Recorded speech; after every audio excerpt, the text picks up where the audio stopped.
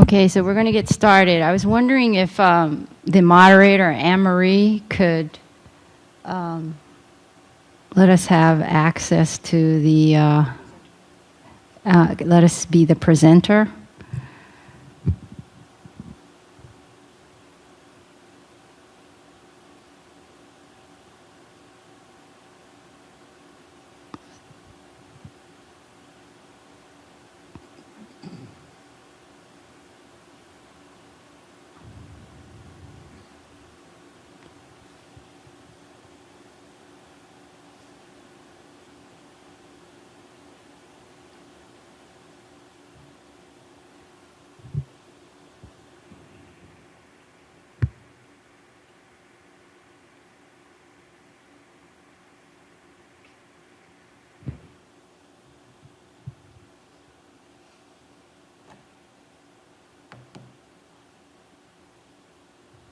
So could the moderator, is the moderator Danielle or Anne-Marie at this time? Could you please let us know?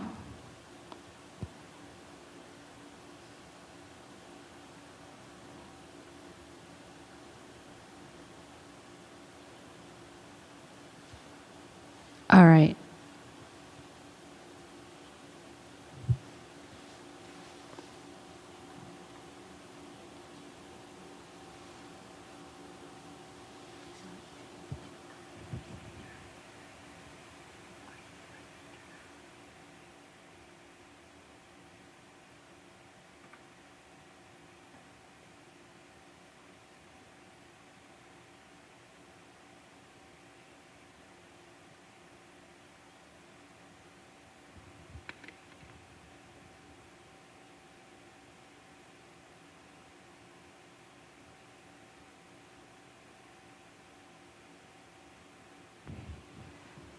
So yes, we're having a few more technical difficulties, so bear with us. We're going to try and get this straightened out.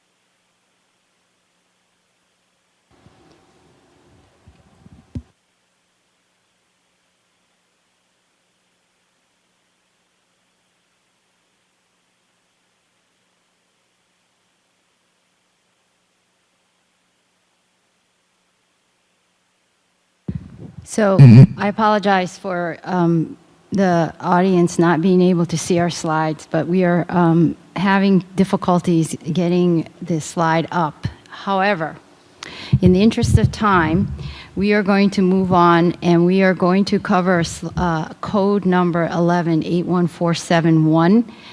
And when we get this up to the WebEx, it will be a little easier for everyone.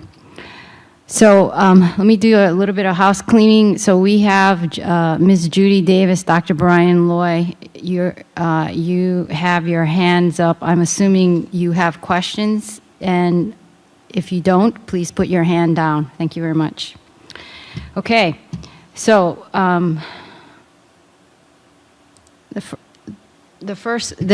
code we're going to cover now is 81471. It's the X-linked disability code, and it is a duplication deletion gene analysis, and it must include analysis of at least 60 genes, and a list of genes are given If you have access to a CPT manual, the code number is 81471.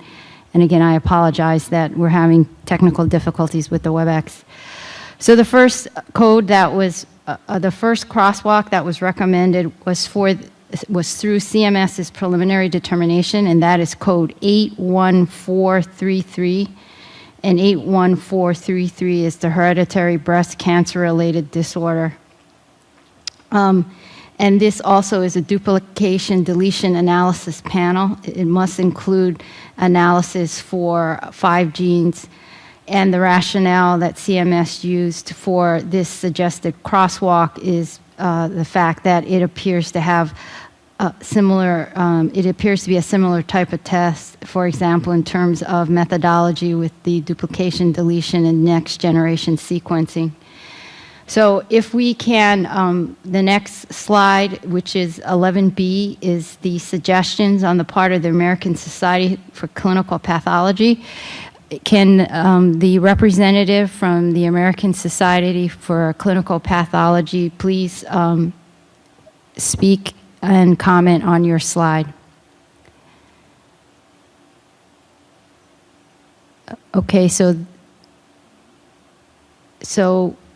we do not have that person, so I will read the content of their slide. And so the American Society for Clinical Pathology is recommending a crosswalk of 814362 with 2 as the multiplier. They have indicated that this code should remain on the CLFS and that it has similar methodologies employed. The resources utilized for the analysis of deletions and duplications in XLID is twice that of the resources in 81436, both performed using MLPA.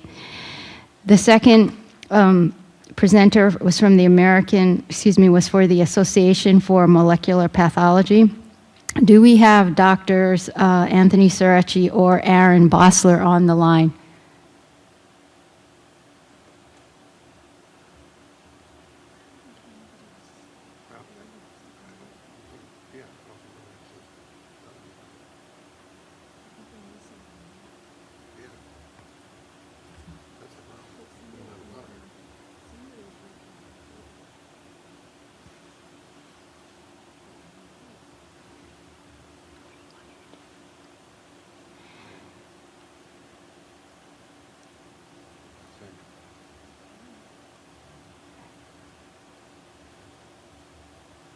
So we do not have someone from the Association for Molecular Pathology.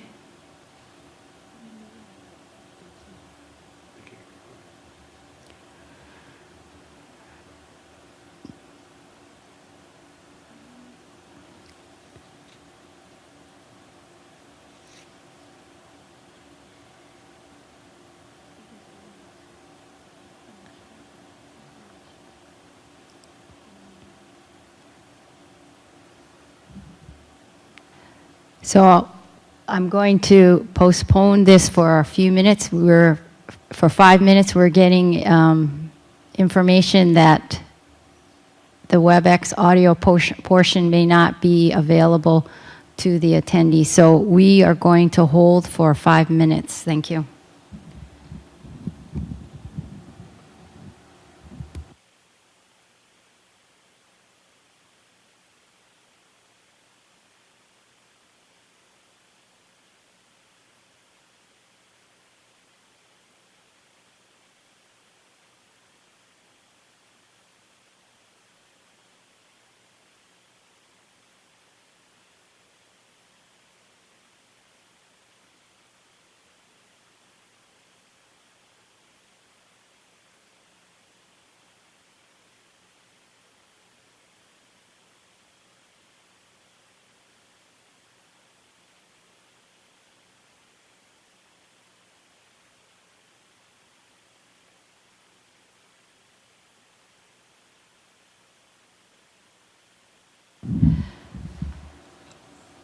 So, Dr. Cerecci, can you go ahead and present your slide?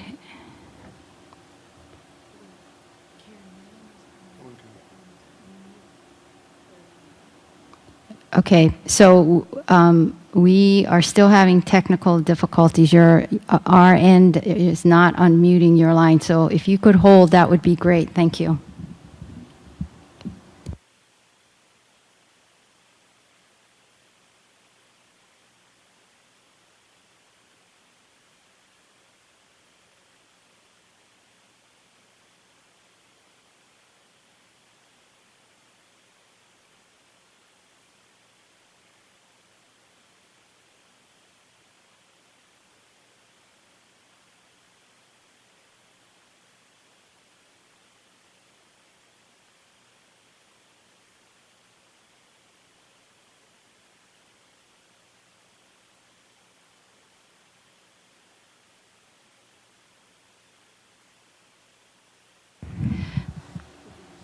Okay, so let's try this again. So, Anne-Marie, can you hear us? Yes, I can hear you. I apologize. I'm back. Thank you. So can we unmute the attendees' lines? And I'm going to ask, again, the attendees who are not speaking to put yourself on mute. Can we also mute the panel members' lines? So the panel members, their lines should be muted. All attendee lines have now been unmuted. So the panel member lines should be muted.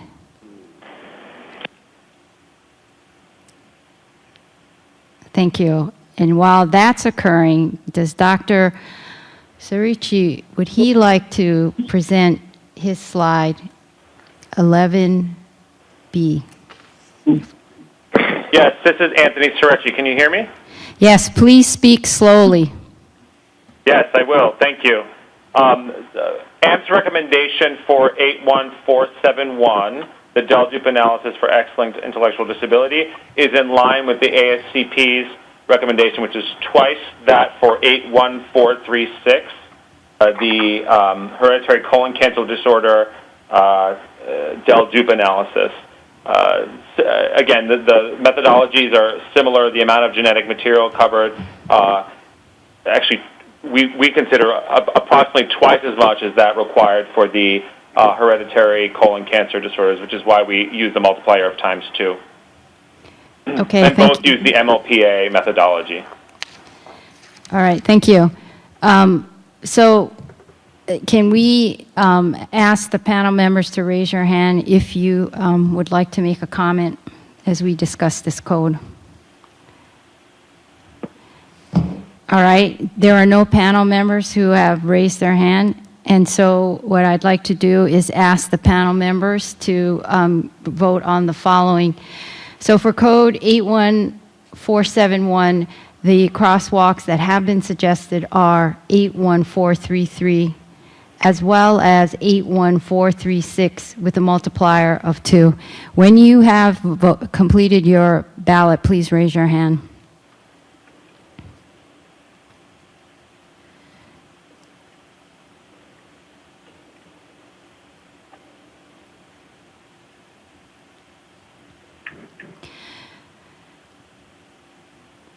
Okay, let's move on to the next code, and I'm going to turn this over to Glenn. This is code 81506. You will recall that code 81504 was erroneously added to the list of codes, and it does indeed have private payer data.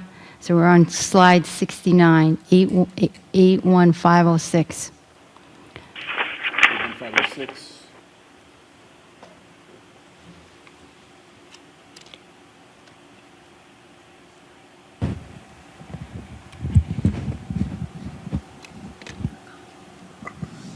81506, endocrinology, type 2 diabetes, biochemical assays of 7 analytes, glucose, HbA1c, insulin, HSCRP, adiponectin, ferritin, interleukin-2 receptor alpha, utilizing serum or plasma algorithm reporting a risk score.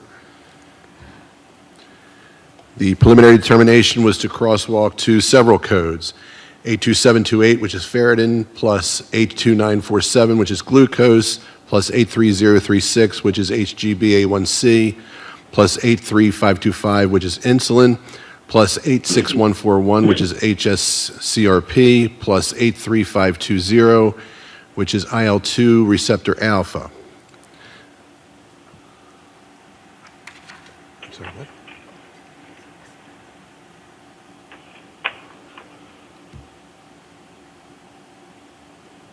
There are no public comments on this one.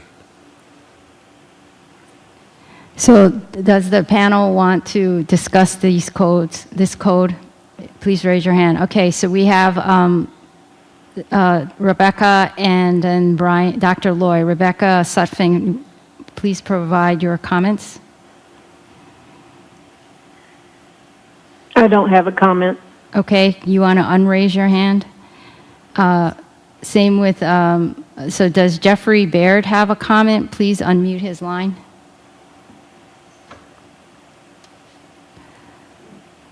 Yeah, hi, this is Jeffrey Baird. I was just noticing that this is a MA of 7 analytes and there's 6 codes. It looks like there isn't a crosswalk that includes adiponectin. And I was just wondering if anyone else knows of a code for adiponectin or if a generic, let me see, there's 1, 2, 3, 4, 5, 6. Yeah, if there's a generic unlisted code, I see that that's the rationale there. Okay, then I would propose that we add a generic immunoassay code for that. Would you like to give us an actual code number? I will have to look that up right now. Thank you. Give me a little bit of time.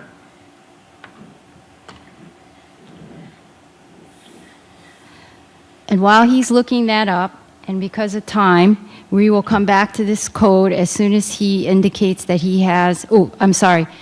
Dr. Schoonmaker, you have your hand up. And please state your comment. Hello? Can you hear me? Yes, you are on.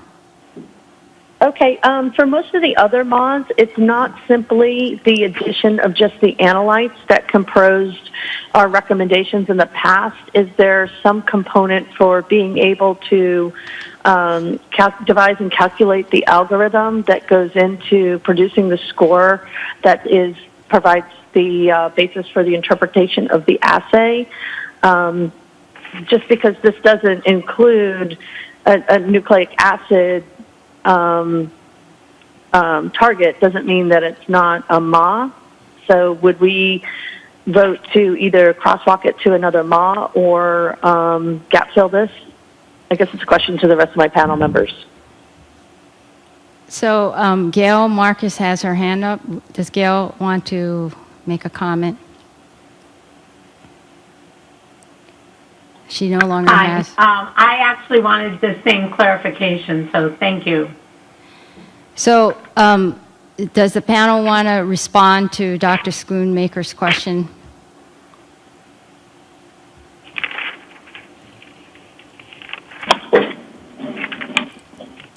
So it appears that, all right, so Dr. Baird, would you like to make a comment? Yeah, so first, I'd like to note that at least one other reference lab I saw that does adiponectin codes it with 83520, the same one that is listed here for IL-2 receptor alpha. So I would recommend for this crosswalk just adding yet another unit of 83520 to what has been proposed by the suggested crosswalks. As to the other question that was raised, I do recall addressing this a while ago. I know that at a previous meeting, maybe last year, I know that it's not without controversy, but I don't know much about this test, and would have hoped that we could have heard something from the vendors of this test. But I do think that if we were to pay more for this as a risk score, I would want to see some evidence that the added value of the risk score calculation actually makes it worth more than the composite assays. I might add that for other calculations, such as an estimated glomerular filtration rate off of creatinine, that calculation is specifically not allowed to be charged. So math formulas generally aren't able to be, by themselves for chemistry assays, charged. We would need to, I would need to see some evidence that there's actually value to the combination of these things. So my proposal is the crosswalk as suggested plus one more unit of 83520. Thanks. All right, so let me just say, Dr. Baird, we had a very difficult time hearing you. So in the future, could you please speak a little slower and closer? This is what I heard you say. Number one, you would recommend for the adiponectin the code 83520, which is also being used for the interleukin-2 receptor alpha. Number two, you would like to hear some evidence or explanation of how this algorithm is being used in this code before you would feel comfortable making the suggestion to find a code that could be used to crosswalk to account for the algorithm. Am I correct with my summary of number two?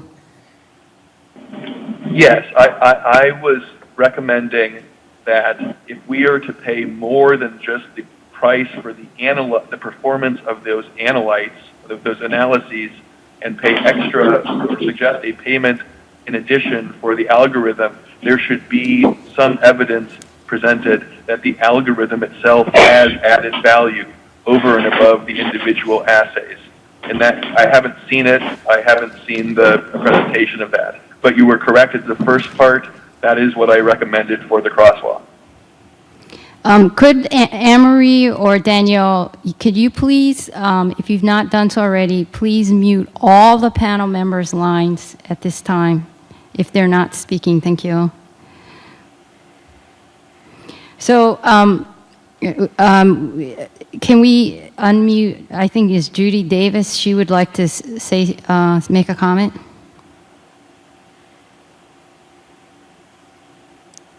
Judy, you have the floor. All right, Judy, I'm assuming you need to unraise your hand. Okay.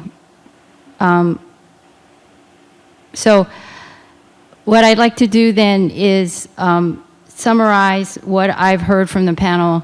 That is, we have on the floor the preliminary determination as listed in your slide deck with all codes, and with the exception of not having a direct crosswalk for adiponectin. The second thing I've heard is that in order to account for the adiponectin, that we add, that we also crosswalk it to 83520.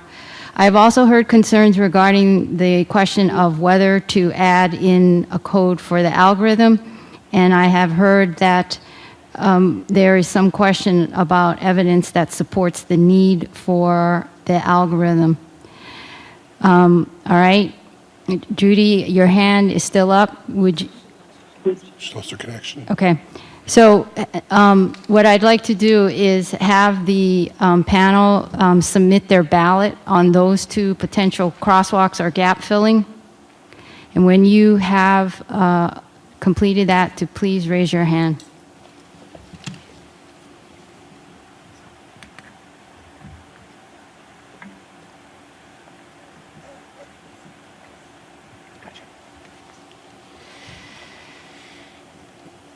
All right, so let's move on to the next code. I'm going to turn this over to Glenn. Okay, it's code 82286, Bradykinin. Preliminary determination is to crosswalk to 82310. And there were no public comments. Does the panel have any questions? Can we unmute Dr. Kuchar-Lapati's line? Dr. Kuchar-Lapati, you have the floor. I don't have a comment, sorry. All right. If there are no comments, then I'm going to ask the panel members to kindly submit your vote. So on the table for code 82286 is the crosswalk 82310. Please submit your ballots.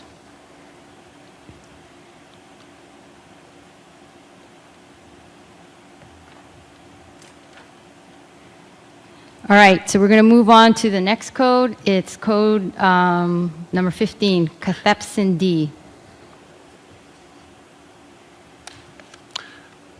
Code 82387, Cathepsin D. Yes. I'm sorry. Moving back, I couldn't get through, and I'm sorry. For the previous one. So for who is this Bradykinin- speaking? Is this Dr. Sorry, Baird? This is Jeff Baird. I'm sorry. Okay. I could not raise my hand. The click wasn't working. For the Bradykinin one, I wasn't given information on this as to what the proposed crosswalk was, what methodology it was. What is the methodology? What is 82310?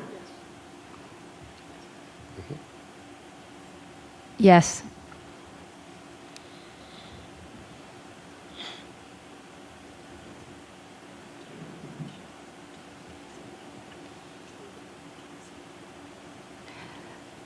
Eight two. 82310 is total calcium. Yeah, Bradykinin can't possibly be done with the same methodology as a total calcium. So what is your suggestion? My suggestion again is to go back to that same one for adiponectin, which is 83520. That's an immunoassay for not an infectious substance. So it's a generic immunoassay one. That's how Bradykinin would be done. It certainly wouldn't be done with a dye or an ion-sensitive electrode.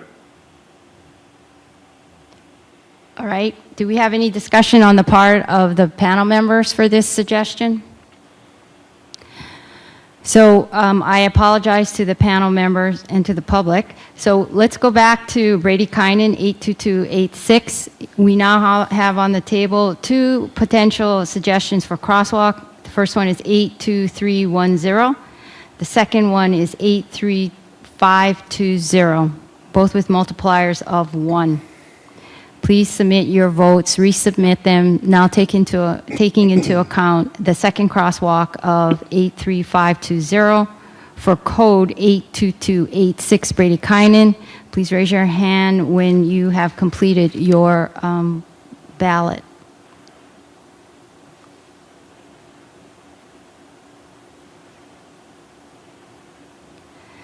All right, let's move on to the next code, and that's 82387 Cathepsin D. Go ahead. Okay. 82387 Cathepsin D. Crosswalk, preliminary determination is crosswalk to 82373. And there were no public comments. Are there any questions from the panel members? So can we open the line up to Dr. Baird and then Dr. Loy? So Dr. Baird, you have a suggestion, a comment?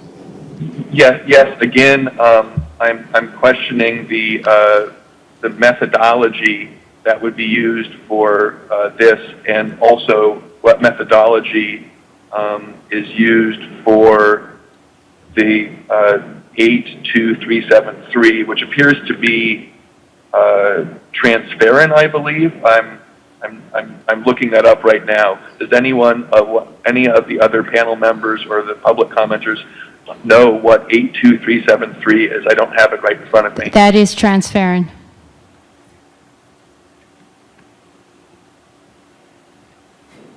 Okay, thank you very much. That makes sense. So do you have another suggested crosswalk? No, I do not. Thank you. And any further comment on 82373 for 82387 Cathepsin D? Okay, I'm assuming that's a no. So we have Judy Davis, her hand is up. Can we unmute her line? Thank you. Ms. Davis. I just wanted to clarify. Yeah, I just wanted to clarify that 82373 is carbohydrate deficient transferrin and not just the general transferrin. I don't know what a difference that makes to Dr. Baird, but it's not just transferrin. Transferrin is 84466. This is carbohydrate deficient transferrin. Does the panel have any more questions? All right. Judy, do you have anything else you need to say? If not, No, we had said it was transferrin, and I just wanted to clarify. Great, appreciate that. Can you yeah, there you go. All right, so can the panel please vote? So all I heard on the docket for potential crosswalks is for code 82387, Cathepsin D, the crosswalk 82373. When you have voted, please raise your hand.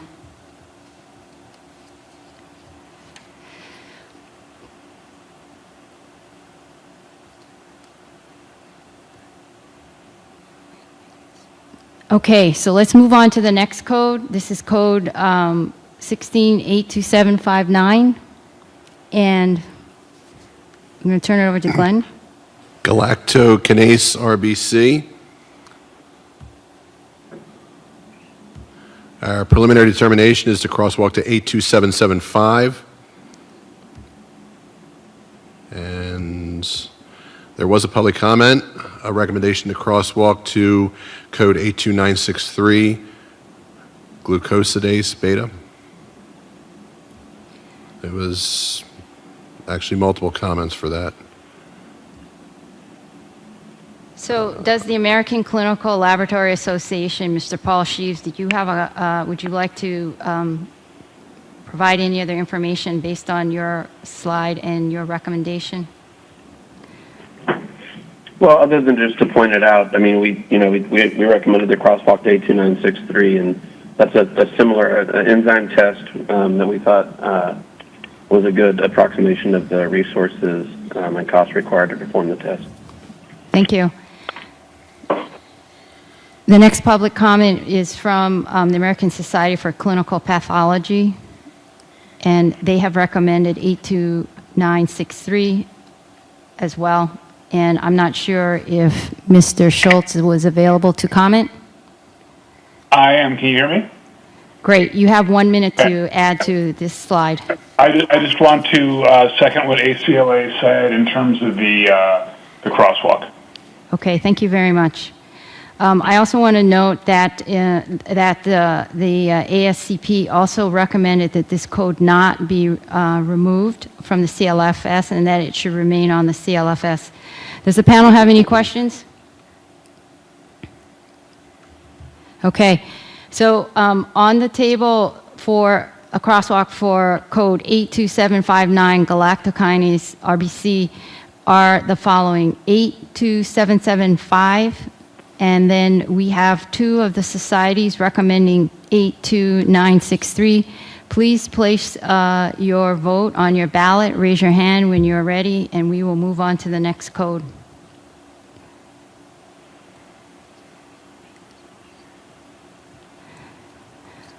So the next code is 82979, and it's glutathione reductase RBC. The first suggestion is the preliminary determination, code 82977, and CMS indicated that it appears to be a similar type of test, and we have no public comments on this code. I'm going to open this up to the first to John O'Leary from Beta. He has his hand up. I'm assuming if John is raising his hand, he is asking for people to identify themselves, speak slowly, and to speak loudly. We have a comment from the panel member, Michelle Schoonmaker. Can you please unmute her line?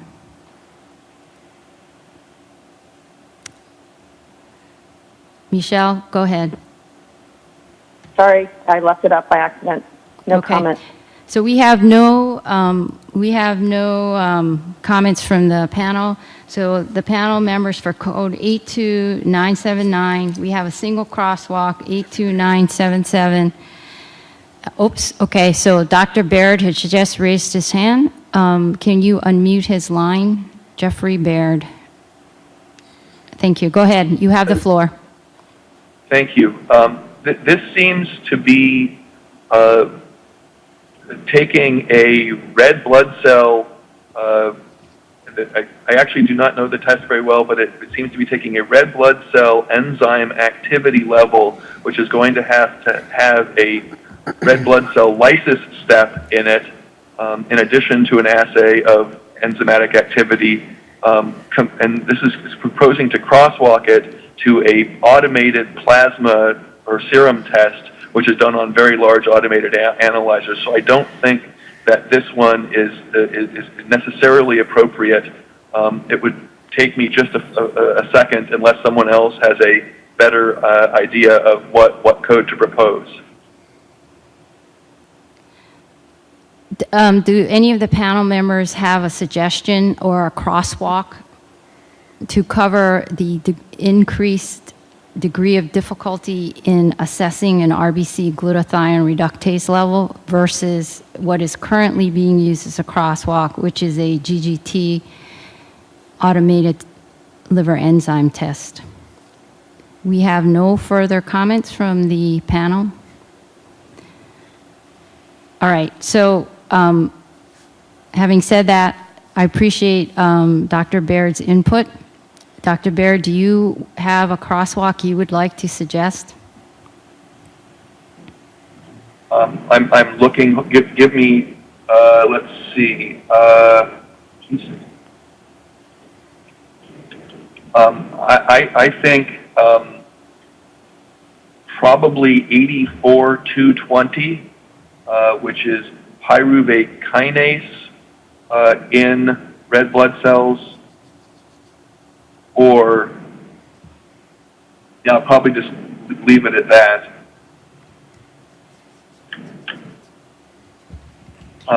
There's another code I have to look up, 83915. So while you keep on doing that, we're going to put this on hold and we're going to move to the next code. And I will ask for you to present your suggested crosswalks after we get through this next code. The next code is 83662. I'm going to turn it over to Glenn. 83662 is fetal lung maturity assessment foam stability test. Preliminary determination is to crosswalk to 83663, and there were no public comments. Do we have any comments from the panel on the crosswalk 83663 for code 83662, fetal lung maturity assessment foam stability test? Do we have any comments from the panel on this? No comments. I'm going to ask the panel to please complete your ballot. We have on the table for 83662 the suggested crosswalk of 83663 and of course gap fill. Please raise your hand when you have completed your ballot.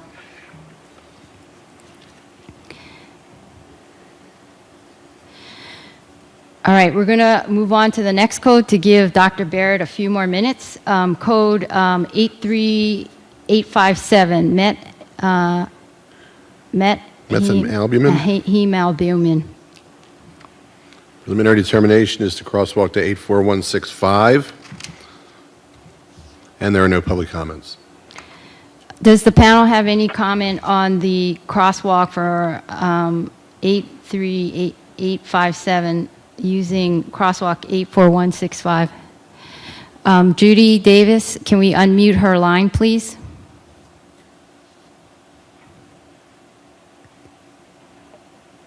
Go ahead, That Judy. was from the previous. I forgot to take it down. Okay. Jeffrey Baird. So, Judy, can you undo your hand? I can opine on the last one when you're ready after this one. All right. So, having no further comment, so we have on the table for methemalbumin code 83857 to crosswalk, a suggested crosswalk of 84165. Please submit your vote and raise your hand when you are done, and then we're going to go back to the glutathione reductase RBC code, which is code number 82979. All right, so can we unmute Dr. Baird's line and let's hear what he suggests in terms of crosswalks? You have the floor. I found that one that I said was the best one, so it would have been I believe I said. So I have in my notes 84220. 84220, you had mentioned pyruvate kinase. Can somebody Yes, check to see that's correct? Check and see if 8, yeah, okay, they checked and it is correct. 84220 is pyruvate kinase. Yes, and so that would be a red blood cell enzyme that would be tested and probably utilize the same resources. So I would recommend that. So, all right, I just want to confirm 84220 is in the RBC. Okay, and the team has confirmed that.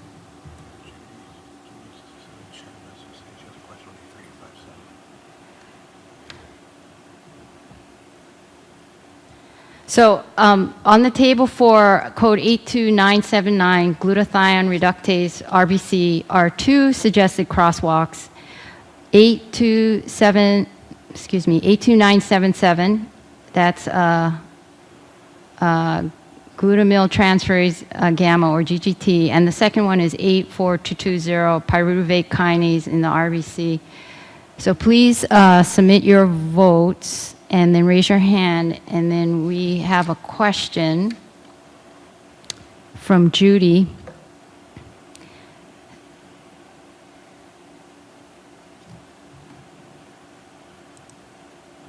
So can we unmute Judy Davis's line? She had a question regarding 82759. 83857. That's the next one. 83857. That's met albumin. That's the next one that I think we have not voted on. We're going so fast, it's hard to keep up. So you have a question on 83857? Yes. Okay, you have the floor. This is really probably a question for Dr. Baird. Okay, so Judy, detect- you're going to have to talk slower and louder because what's coming across here is all jumbled. Okay, let me try again. Dr. Baird, would you detect met albumin on a protein electrophoresis, which is what this code is? This is Jeff Baird. Generally, it's very unusual to detect met heme albumin at all, and so that's why we haven't done it in decades here at UW. I just looked, nor sent it out, so I'm unfamiliar with it, and I've been looking, but I can't tell. Okay. Protein electrophoresis just doesn't look right, but maybe it is. We have a question from Michelle Schoonmaker. Can you please unmute her line?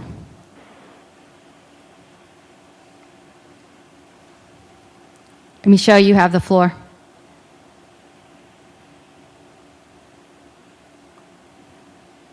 Michelle? Okay, you have the floor. Okay, so she just lost her phone connection. All right.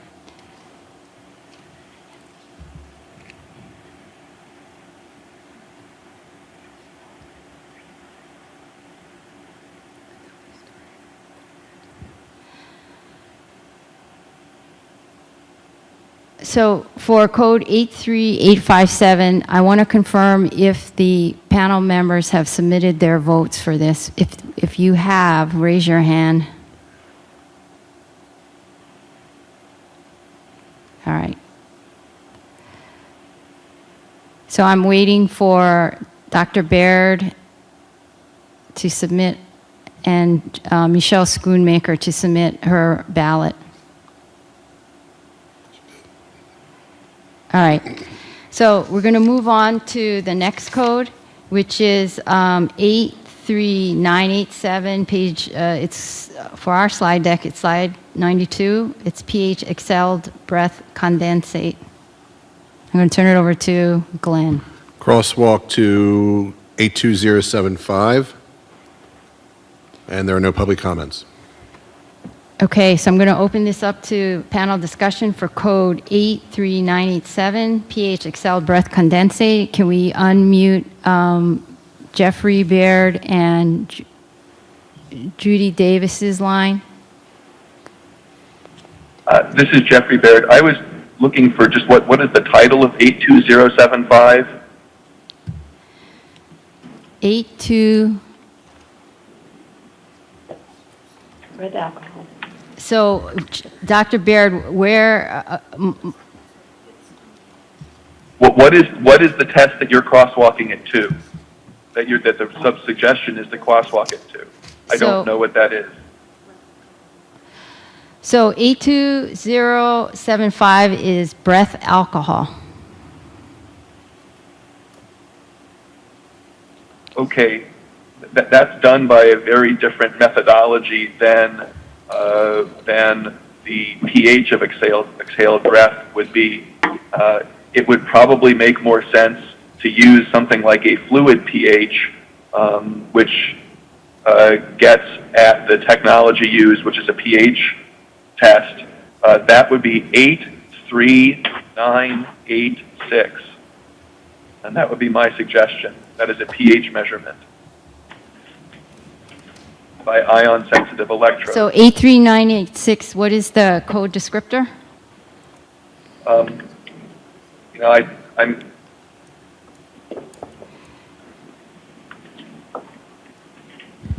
Hi, this is Sarah Harding from CMS. I just body lost it. fluid pH level. There you go. So what is the code descriptor for 83986, Dr. Baird? From what I can see, it is body fluid pH level. Okay, thank you. So do we have any other, do we have any more comments from the panel? Can we unmute Michelle Schoonmaker's line, please? Hey there, Dr. Baird, do you realize that the 83986 is a CLIA waived assay? So presumably simpler than the lab test? This is Jeff. Yes, I do. So there would be some collection of this breath, but eventually I don't think that the pH cannot be measured by the same technology that one would measure alcohol. So it's a question of whether or not it's worth a couple bucks or worth, 15 to 20 bucks is I guess what we're being asked here. There was complexities in collecting the breath condensate, but the technology is not the same technology as the proposed, this 82075 alcohol CPT. Do we have any other comments? Okay, so we have on the table a suggested crosswalks for 83987, 82075, that's alcohol breath. And then we have the second crosswalk, 83986, and this is pH, body fluid pH. Please submit your vote and then raise your hand when you're ready. I'm going to turn this over to Glenn as we move on to the next code. Code 84085, phosphogluconate 6- dehydrogenase RBC. Preliminary determination is to crosswalk to 82977, and there are no public comments. All right. Do we have any comments for phosphogluconate 6 dehydrogenase RBC? Can we have Judy Davis's line unmuted? Judy, you have the floor. Okay. Dr. Baird, since this is also red cell, would it be a better match to 84220 that we used previously on an enzyme test on red cells? Can you please unmute Dr. Baird's line? This is Jeff. Yeah, I was just going to get to that. So I would suggest the same as before for the red cell assay, which was 84220 times 1. Okay, so Dr. Baird,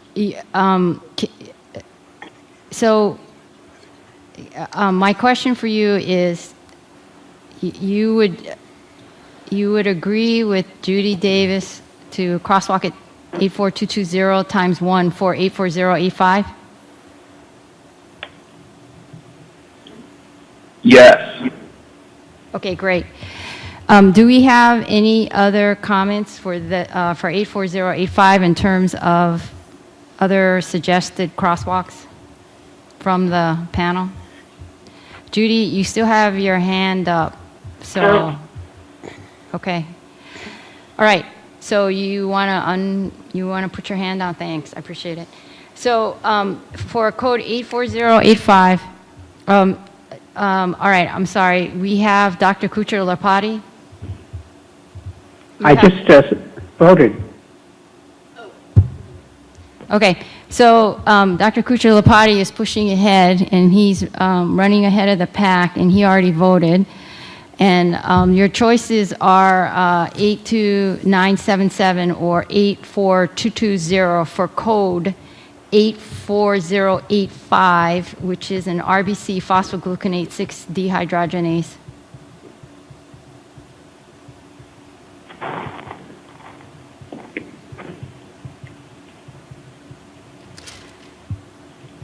And we're waiting for people to put their hands up to let me know they're ready to move on. All right.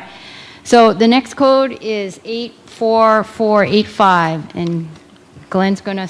Trypsin duodenal fluid. Preliminary determination is to crosswalk to 82977, and there were no public comments. Do we have any comments from the panel for 84485 trypsin with a crosswalk of 82977, which is GGT? All right. So here we have for 84485 a single crosswalk 82977. Please cast your vote and raise your hand.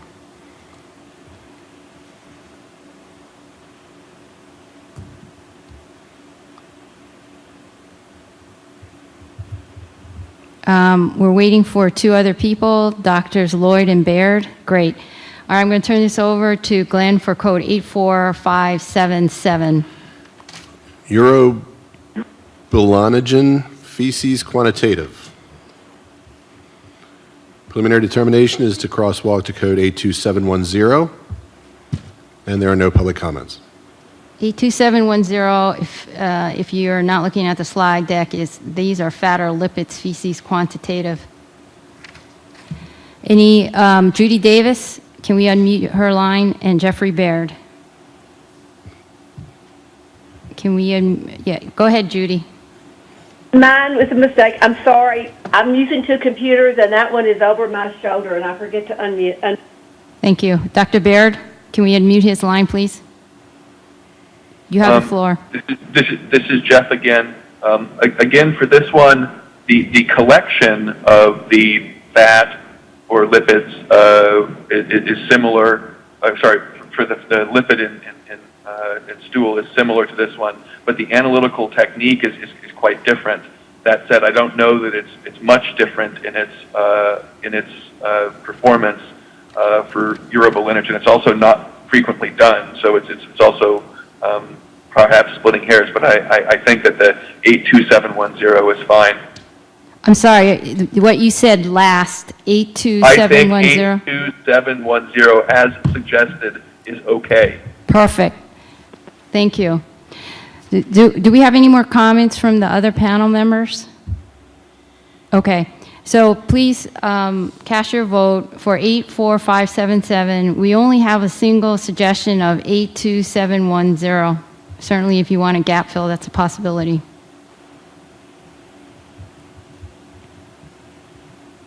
Okay, let's move on to the next code. Go ahead, Code is Glenn. 84580, urobilinogen urine quantitative times specimen. Preliminary determination is to crosswalk to code 82615, and there are no public comments. So can we unmute Dr. Baird's and Dr. Kuchar-Lapati's line? They have their hands up. Dr. Kuchar-Lapati, Dr. Baird? This looks like the same as the previous one. I don't see any difference between the two. So if we 82710 might be appropriate here also. It's quite different. One is in urine, the other one is in stool, so the collection is quite different. Although the technology would be, the analytical technique would be different. So I think a urine crosswalk like the one suggested, 82615, is probably most appropriate. Any other comments from the panel? All right. So for 84580, the suggested crosswalk is 82615. If the panel could please submit their ballots.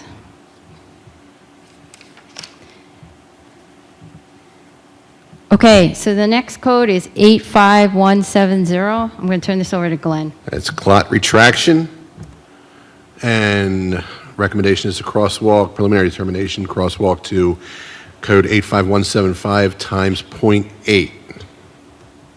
And there are no public comments. All right. Dr. Kuchar-Lapati, Dr. Pratt, and and Ms. Davis, okay, so let's see. Can we okay, so no comments. So we have a single crosswalk for 85170 clot retraction, and the crosswalk is 85175 times 0.8. We have, those are the suggested crosswalks. So please submit your ballot. I also want to remind the panel that the expectation is that you are using the suggested crosswalks as you're voting, and that this time around, if there were other codes that you thought would be more appropriate, we're assuming you are letting us know, because those codes need to be discussed before they are placed on the ballot. So having said that, Vicki Pratt, can we unmute her line? I just want to make sure she doesn't have a question. Okay, her hand is down. So I'm assuming everybody has voted for 85170. If you have, please raise your hand, just to be sure before I move on. Okay, so I'm going to turn this over to Glenn for code 85337. Thrombomodulin. Preliminary determination is to crosswalk to 85300, and there are no public comments. Do we have any comments from the panel regarding the crosswalk of 85300, which is the clotting inhibitors or anticoagulants, antithrombin 3 activity?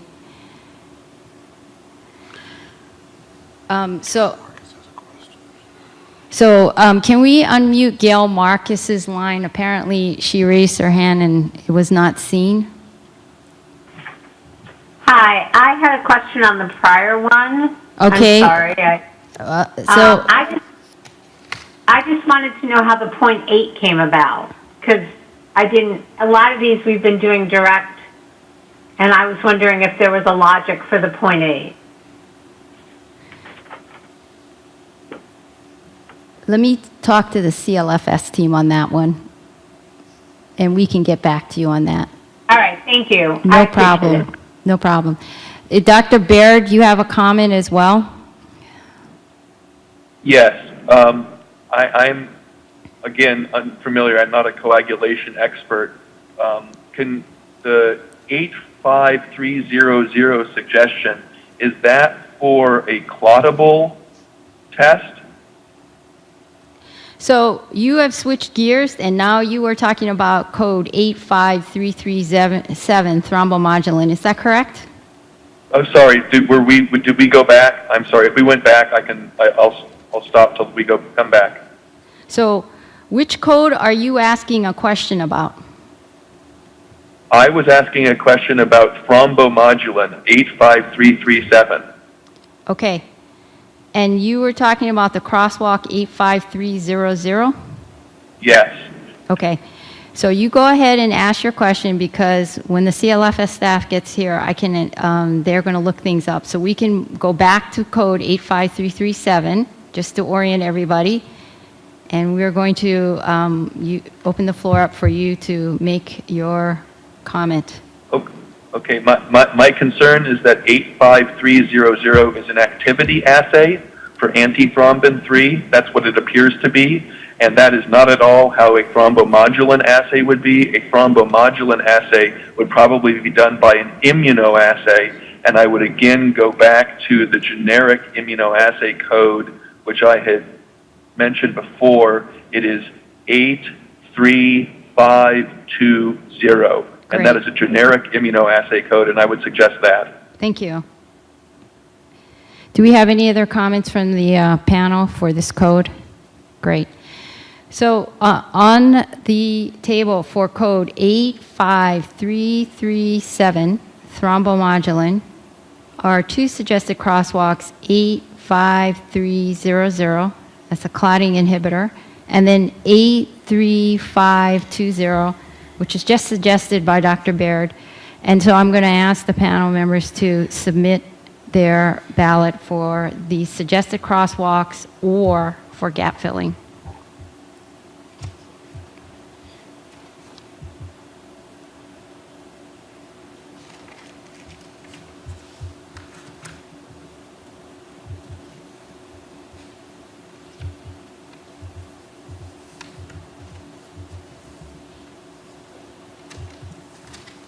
Okay, so we are now going to move on to the next code, and Ms. Marcus, I have not forgotten you. I'm just waiting for the CLFS team to come back.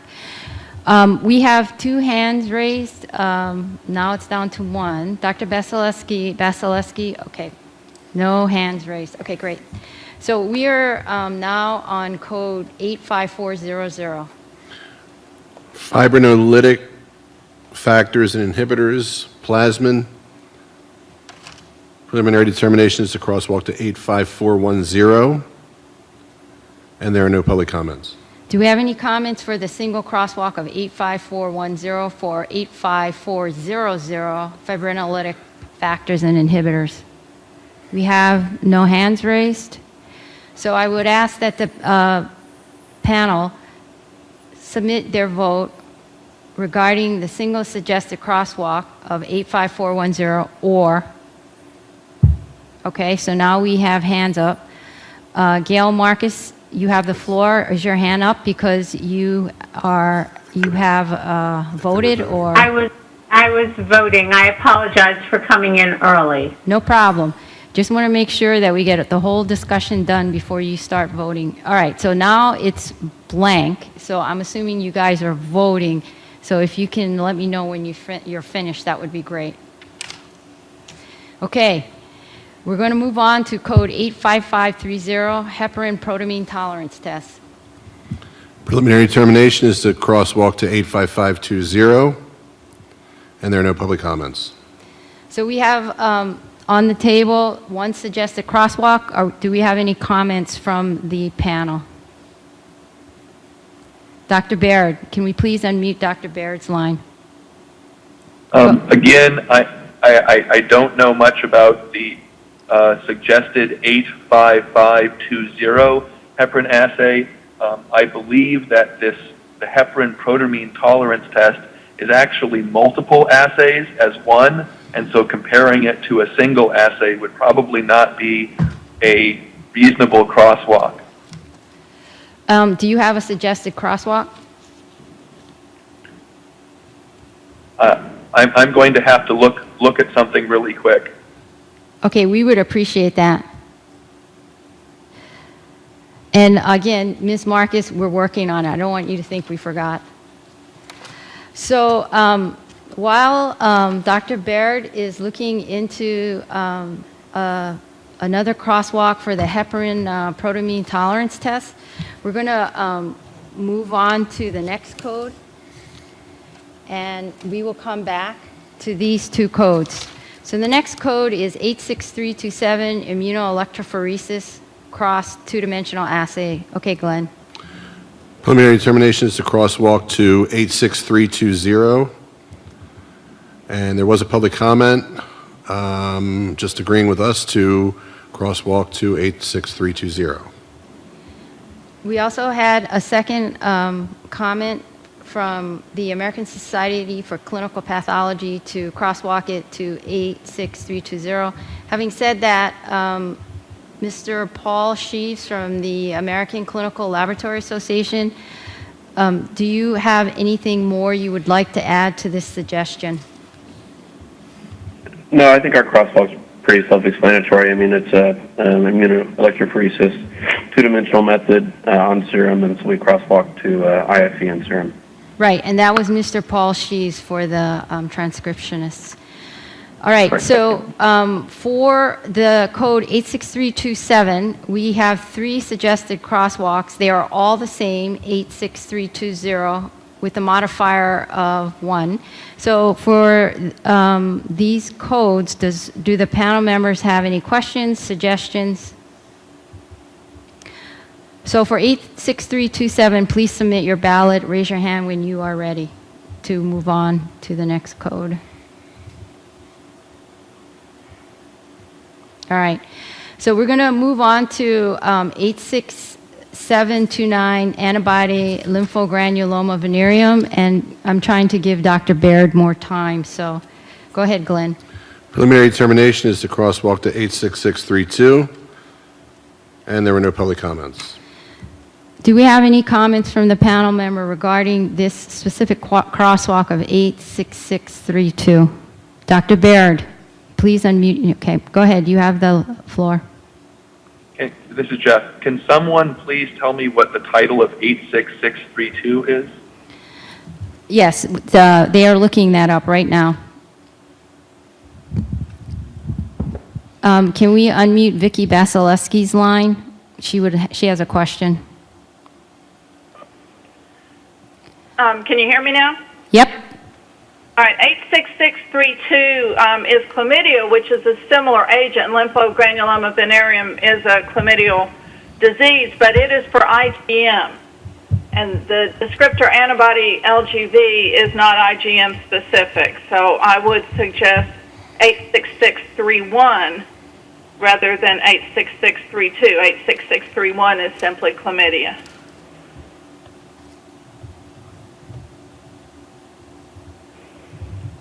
And I'm sorry, 86631, the code descriptor is, I missed that, I'm sorry. Chlamydia.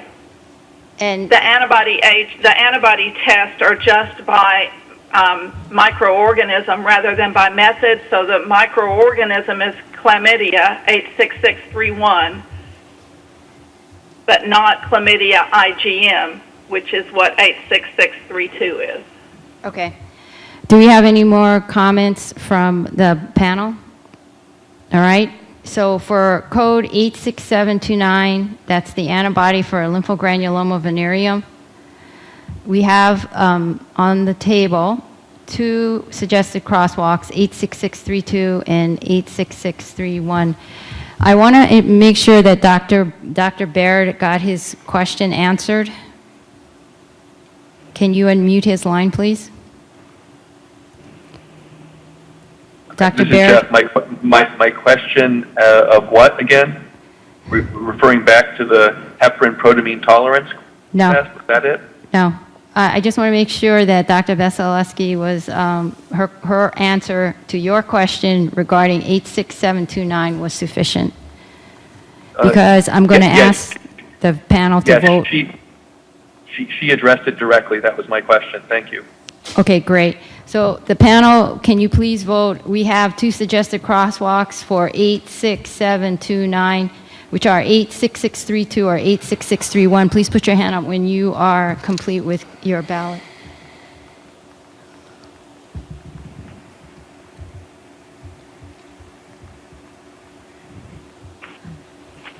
Okay.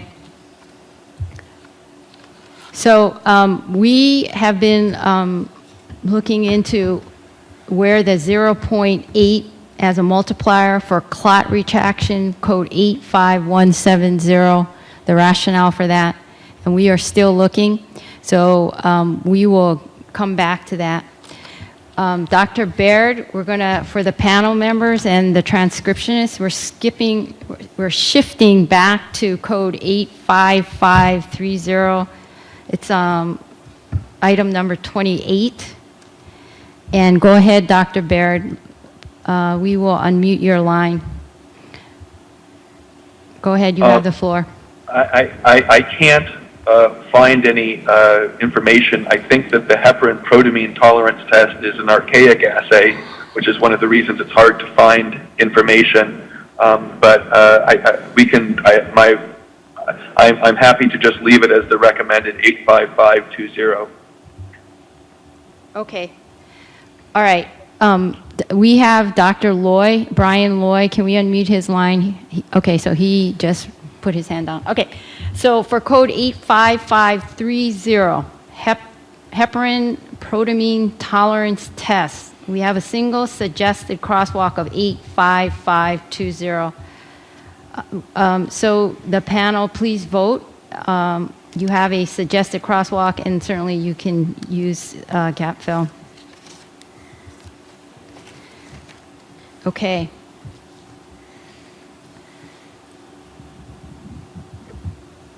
We are going to move on to the next code, which should be code number 86821, HLA typing lymphocyte culture mix. And I'm going to turn this over to Glenn. Preliminary determination is to crosswalk to 86822, and there are no public comments.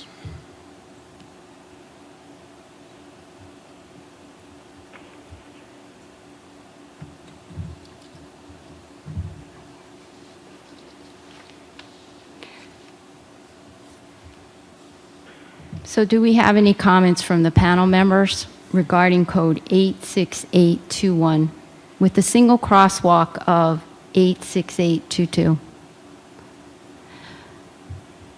So not having any comments on the table for a suggested crosswalk for 86821, HLA typing, lymphocyte culture mixed, we have the single crosswalk of 86822. And certainly gap fill is a possibility. Please submit your vote and let us know when you've completed the ballot.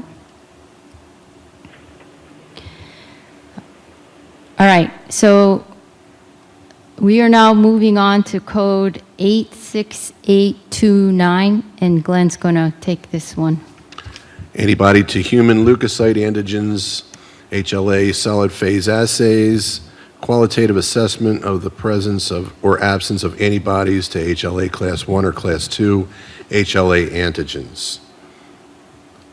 Preliminary determination is to crosswalk to code 86822, and there are no public comments. Do we have any comments from the panel members regarding this specific crosswalk or any other suggested crosswalks? Please raise your hand.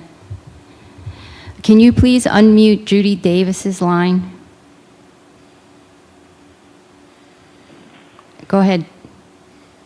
This is Judy. I don't know. I don't have a better option, but these seem to be very, very different methods. One's a lysoflow cytometry, and the other is a lymphocyte culture. They seem to be quite different. Is there any background in terms of why this was selected as a crosswalk? The thinking here at CMS is that the methodologies were similar. And they are similar in the sense that HLA is what was common to both codes. Correct. But the ways of getting there seem to me quite different. Thank you. No problem. Does the panel have a better suggested crosswalk in view of Ms. Davis's question?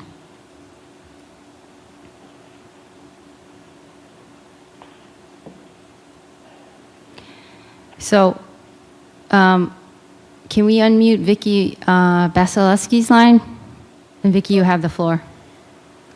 This is Vicki Basowski. I just want to second what Judy Davis said, that these are quite different methodologies, so we may need to take a minute to see if we can come up with a different crosswalk, but a lymphocyte culture and detection of antibodies to lymphocyte antigens are quite different. Okay, no problem. So what we're going to do is I'm going to ask that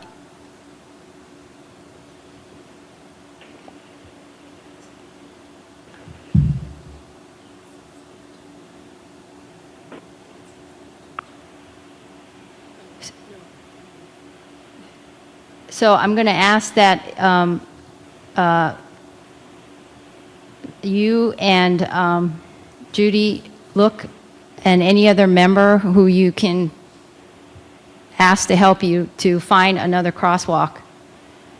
And we're going to move on, and we will come back to this code as well. So the next code is 87152, and I'm going to turn this over to Glenn. Culture typing identification by pulse field gel typing.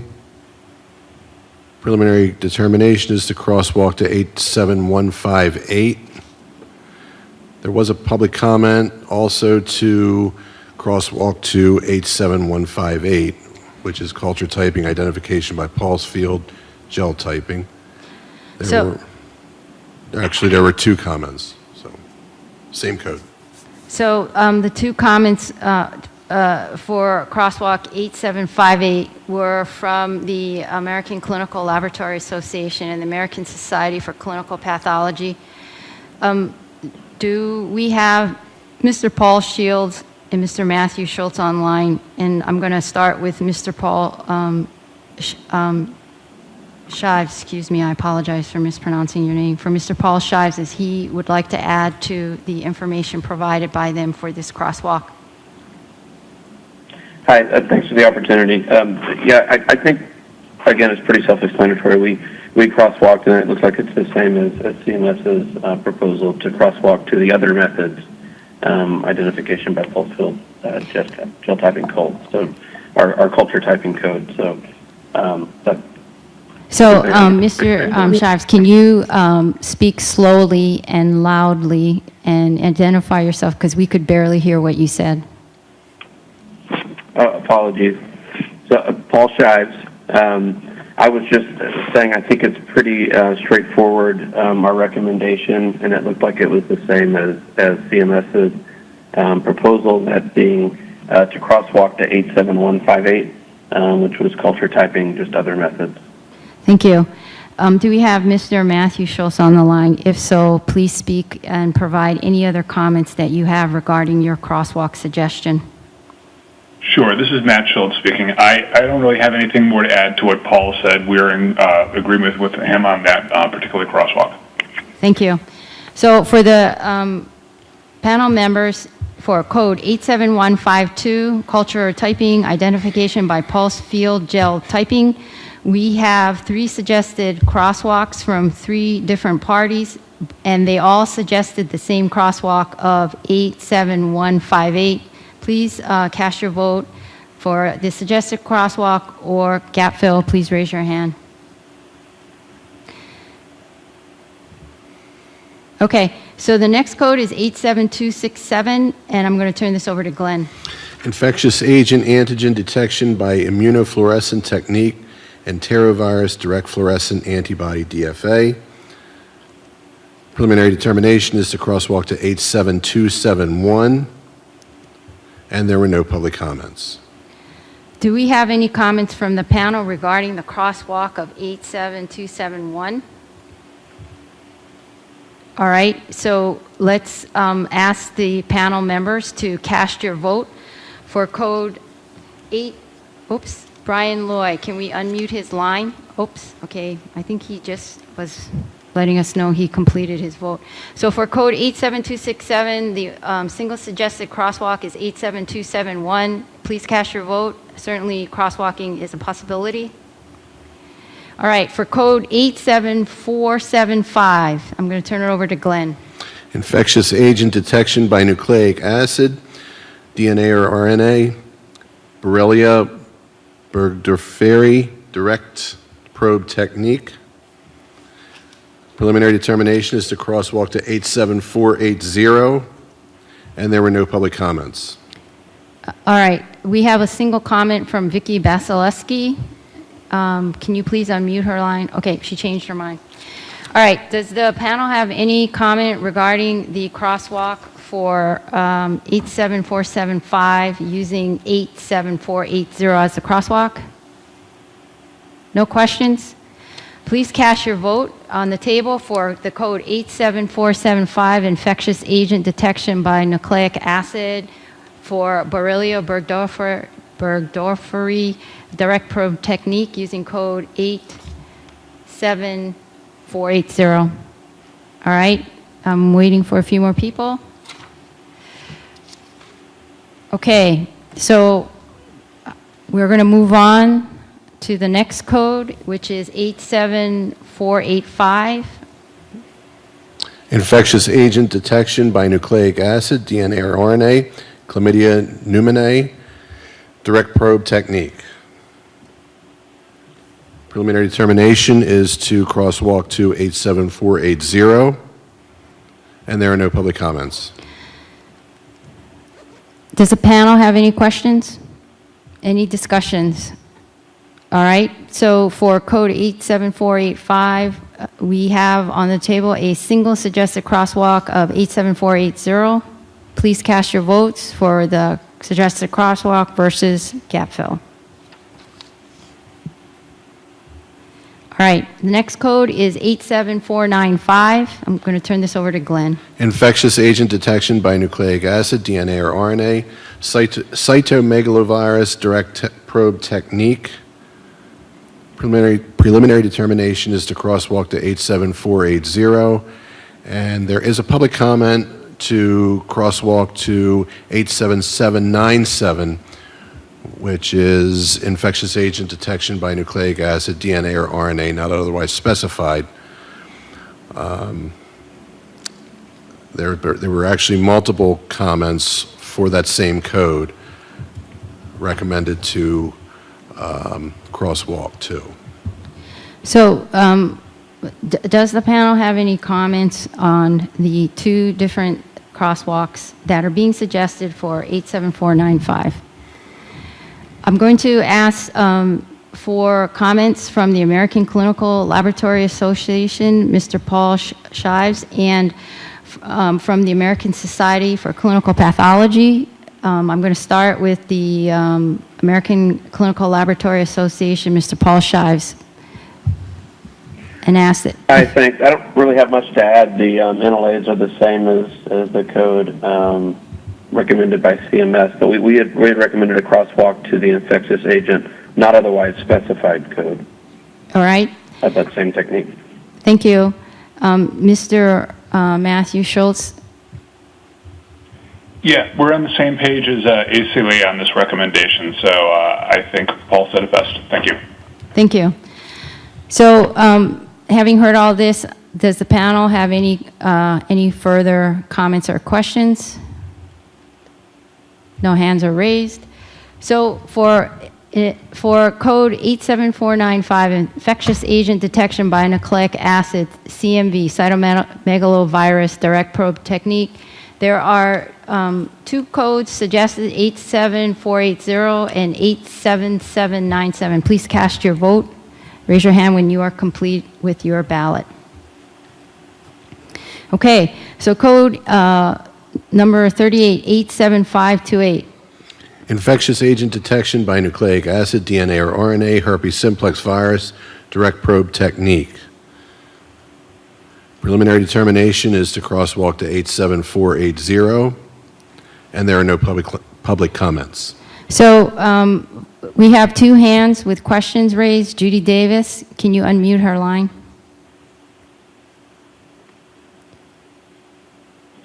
Judy, do you have a question? I do. My question relates to ACLA and ASCP, commenting only on the CMV code to crosswalk it to 87797 and not the others that are direct probe. Was there anything different about CMV? Because we've had a number of direct probes, and there's only one comment. So I just wondered if there was something specific. So before the two societies respond, Judy, you are taking us backwards to 87495. Is that correct? No, this is also a direct probe DNA. The comment would be applicable to this code as well. I noticed that there were several, and this is one of those, that could easily be the 87997, and I was wondering why they did not comment for this code. All right, I'm going to ask that Mr. Paul Shives start first. Sure, no problem. Thanks for the question. So, the way we approach codes and when we provide comments on them, if they're not a procedure that our member laboratories perform with any substantial volume or perform at all, we typically don't provide comment on them. So when we went through these, even though these are all very similar techniques, and I'm not sure we'd be opposed to a crosswalk to the other codes. It's really about the fact that that was 87495 is the particular code that our members perform most frequently. Mr. Matthew Schultz, do you have any comment? Yes, I think I'm going to echo those comments to a certain degree, but also that given the shorter turnaround time for providing comments on here, I wasn't able to reach out to as many people as I usually would to provide recommendations. Okay. We have a question from Vicky Basileski. So can we unmute Vicky's line? Vicky, go ahead. Okay. This is a comment more than a question. I think the inconsistency in comments is a result of the direct probe techniques having been largely supplanted by nucleic acid amplification techniques, and few, if any, labs are doing these assays. On top of that, all of the direct probe techniques are priced the same, so you could pick any one of any number of codes and get the same result. So I think that these are just assays that are on their way out, and that's why we're getting inconsistent commentary. All right. Thank you very much for that comment. And can we? So I'm assuming that the panel has no further questions for 87528. On the table for voting are the single suggested crosswalk of 87480 for the code 87528, which is infectious agent detection by nucleic acid direct probe technique, specifically for HSV. Please cast your vote and let me know when you've completed your ballot. All right. Next code is 87537. I'm going to turn this over to Glenn. Infectious agent detection by nucleic acid, DNA or RNA, HIV-2 direct probe technique. Preliminary determination is to crosswalk to code 87480. And there are no public comments. All right. We have two hands raised. We're going to start with Vicky. Okay, Vicky put her hand on. We're going to start with Dr. Jeffrey Baird. Can you please unmute his line? Okay, Dr. Baird, you have the floor. Yeah, just for this one in specific, it does seem that there was another code for HIV-1 by direct probe, which is 87534. And I would wonder if that is an allowable crosswalk,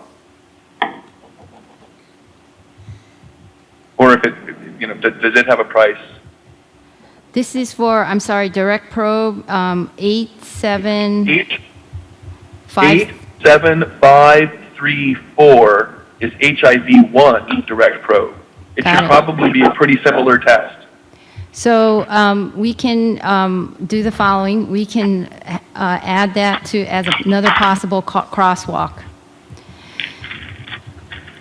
Does the panel have any comment on the now suggested second crosswalk for 87537? We have the preliminary determination of 87480, and we have now the direct probe HIV1 87534.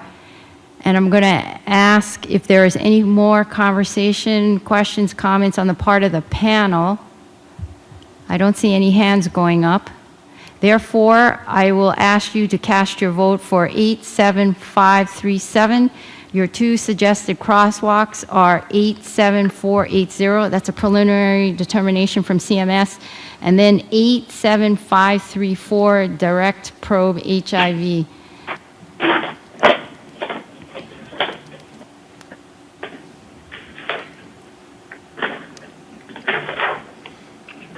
All right. We have a few more hands that need to be raised to let me know everybody is ready. All right, very good. We're going to move on to code 87557. Infectious agent detection by nucleic acid, DNA, or RNA, mycobacteria, tuberculosis, quantification. Preliminary determination is to crosswalk to code 87592, and there are no public comments. Does the panel have any questions about code 87592 as a crosswalk for 87557? All right, we do not have any questions. And can we mute Vicki Basilewski's line, please, and Dr. Baird's?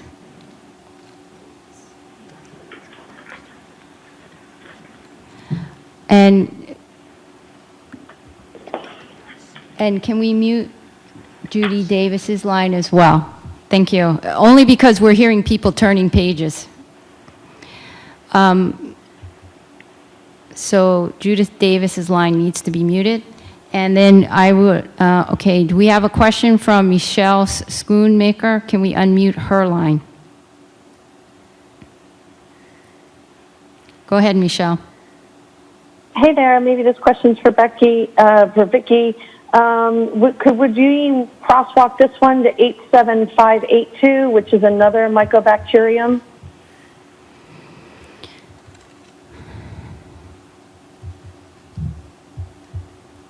That would be my proposal, the crosswalk to 87582, Mycobacterium pneumoniae. And we have a question from Vicki. Can we unmute Vicki Basilewski's line, please? I assume you meant Vicki Basilewski and not Vicki Pratt. This is the same story, same song, second verse as the direct probes. Everything is priced the same for most of the codes on the quantification. 87582 is actually Mycoplasma pneumoniae. If you want to match analyte, perhaps the Mycobacterium avium quantification 87562 would be appropriate. Sorry about that. So can we mute the lines of Michelle Schoonmaker and Vicki Basilewski? And then Judy Davis, can we unmute her line? It appears she has a question. Okay, Judy. Just a comment, Vicki. The next code we're going to talk about is 87562. So that's not something we could crosswalk this one to. It also is on the list for another. You had suggested using 87562 as a crosswalk for 87557, but that won't work. All right. Do we have any more comments from anybody? So on the table for code 87557, we have the crosswalk of 87592 and 87582. So please cast your votes. And again, let us know when you've completed. Raise your hand.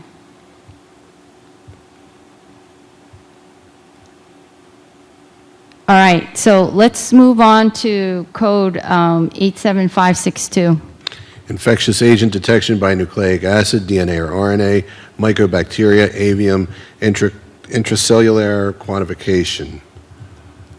Preliminary determination is to crosswalk to 87592, and there are no public comments. Do we have any comments regarding the crosswalk 87592? Can you please unmute Dr. Kuchar-Lapati's line? Okay. No, I don't have a comment. Okay, thank you. So no comments. It appears that for code 87562, the single crosswalk of 87592 is on the table, as well as gap filling. Please submit your ballots.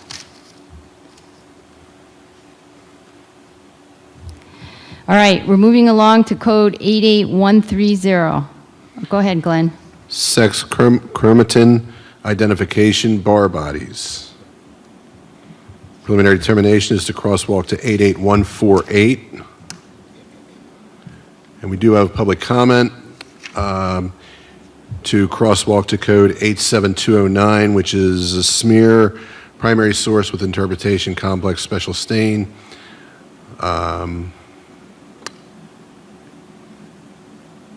Actually, multiple comments, 87209. And those are the two, 88148 and 87209 are the suggested crosswalks.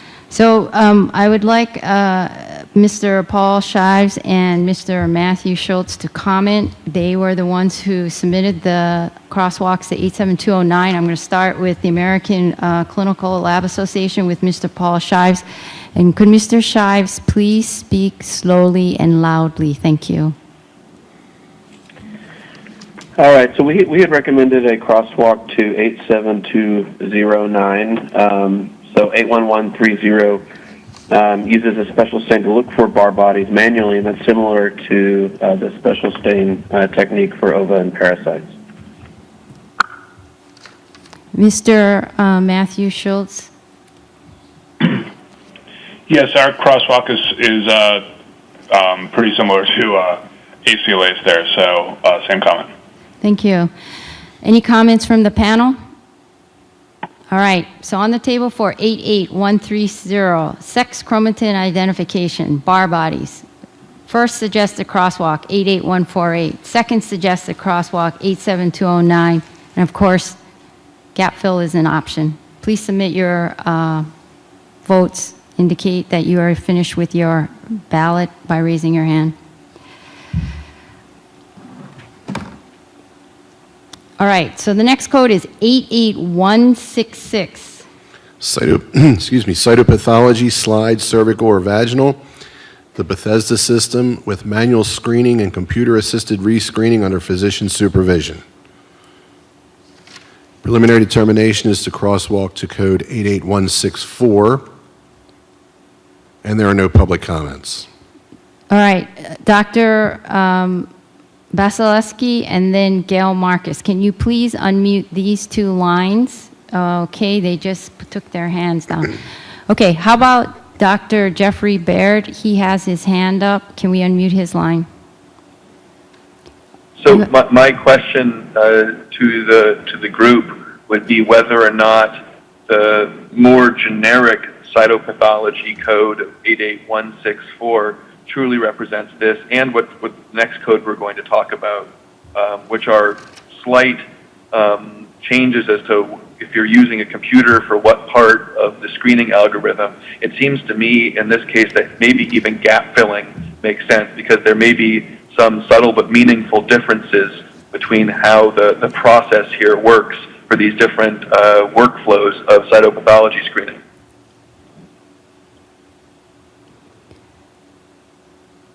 Do any of the panel members want to respond to your colleague?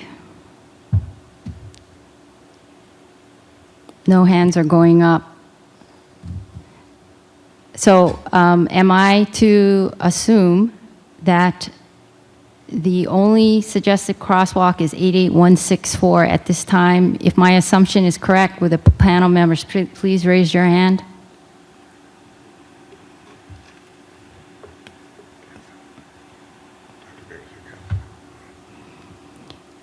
All right, so on the table for 88166 is the crosswalk 88164 and gap fill. Please submit your votes. Hold on a second. Can you unmute Michelle Schoonmaker's line? I'm not sure if she has a comment before you vote. Go ahead, Michelle. Hi, 88165 is also priced, but I'm not sure what the difference is between a manual screen and a redo. Does anybody know?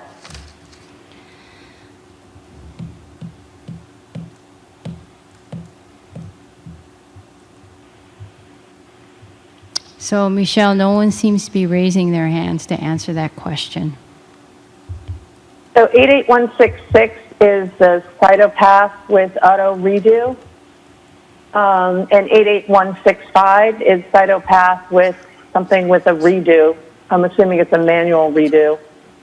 I'm not sure whether that would be more appropriate than just the 88164.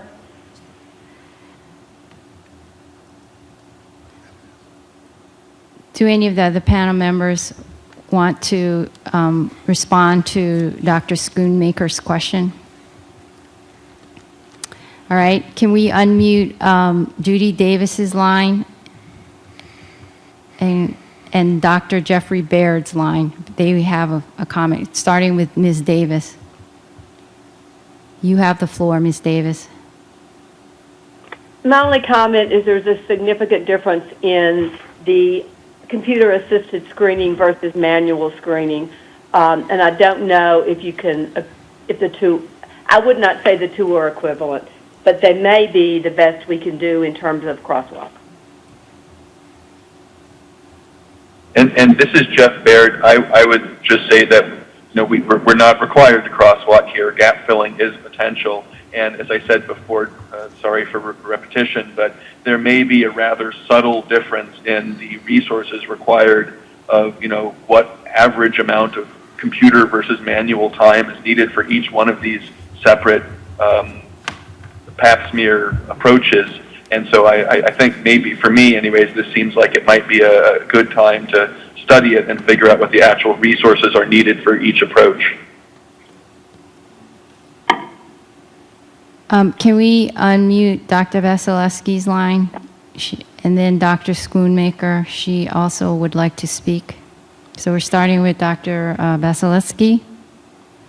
I'm wondering if we have on the line representatives from ASCP or CAP who are directly involved in these activities that could comment even though they didn't make a public comment. So do we have Dr. Ronald McLaughlin on the phone? He is from CAP. Okay, so he was on this morning. And so from ASCP is Mr. Matthew Schultz. Does Mr. Schultz want to address the question from the panel? I'm not sure that I can really give you a technical differentiation there. I was just going to point out that it appears to me that the NLA for the crosswalk with the I think the alternative suggestion was, what was it, 150? Maybe I misheard that. But it seems that most of the other 88150 series of codes all have the same NLA, so I'm not sure what the technical I'm not sure if it really is that critical of a differentiation. Thank you. Do we have any other comments? Judy Davis, can we unmute her line? Okay. So I just want to confirm with the panel. What I heard was the possibility of the other crosswalk of 88165. Is that correct? Please raise your hand if the panel believes a second crosswalk 88165 should be part of the potential suggested crosswalks to vote on. Please raise your hand if that is correct.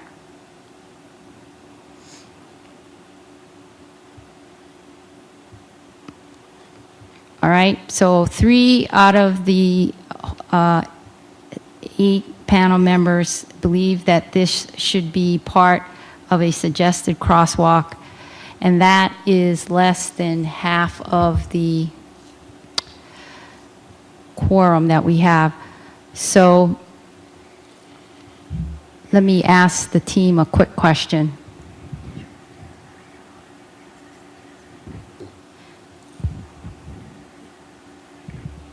So what we'll do is we will put on the ballot for 88166, the preliminary determination of 88164 and 88165, as well as you have the option to gap fill.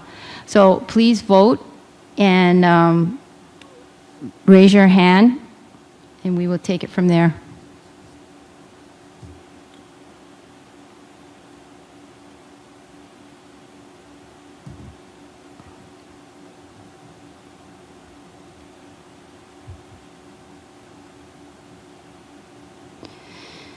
All right, so we're going to go on to the next code, and that is item 44, code 88167. Cytopathology, slide, cervical or vaginal, the Bethesda system, with manual screening and computer-assisted rescreening using cell selection and review under physician supervision. Preliminary determination is to crosswalk to 88164, and there are no public comments. All right, so we have questions from doctors Brian Loy. Oops, and they took their hands down. Okay, so does anybody have any questions regarding the crosswalk of 88164 for code 88167? So I would ask the panel to vote for the code 88167. The suggested crosswalk is 88164. All right, can we take Dr. Basilewski, can you unmute her line? Okay, so she's changed her mind. So your crosswalk, suggested single crosswalk is 88164, and your other possibility is gap fill. Please raise your hand when you have completed your voting. All right, we are going to move on to the next code, which is 88245.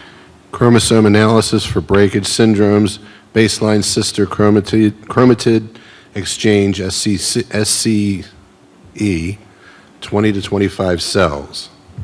Preliminary determination is to crosswalk to code 88248.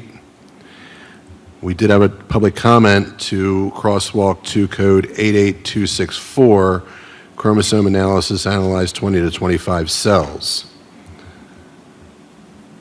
An additional comment of the same, 88264. So we have the two recommendations to the preliminary being 88248, and the other one is to 88264. So do we have Mr. Paul Shives from the American Clinical Laboratory Association and Mr. Matthew Schultz from the American Society for Clinical Pathology? So to change things up just a tad, can we hear from Mr. Matthew Schultz first regarding the crosswalk of 88264?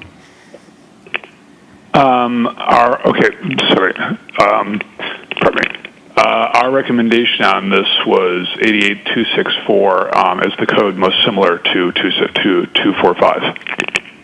So, and I'm assuming this is Mr. Matthew Schultz speaking? That is correct. Okay, thank you. Can we hear from Mr. Paul Shives? Hi, it's Paul Shives. Yeah, I think, our crosswalk recommendation was based on that these are both chromosomal analyses, both in the 20 to 25 cell range. So we had recommended to crosswalk it to 88264. Okay, thank you. We have two hands raised. Can we hear from Dr. Vicky Pratt? Can you please unmute her line? Vicky, you have the floor. Yes, this is Dr. Vicky Pratt. Breakage studies are significantly more work than just a routine karyotype. So I would recommend that the 88248 would be a more appropriate crosswalk than a routine karyotype. Thank you. Thank you. Can we hear from Dr. Kucher-Lapati? Please unmute his line.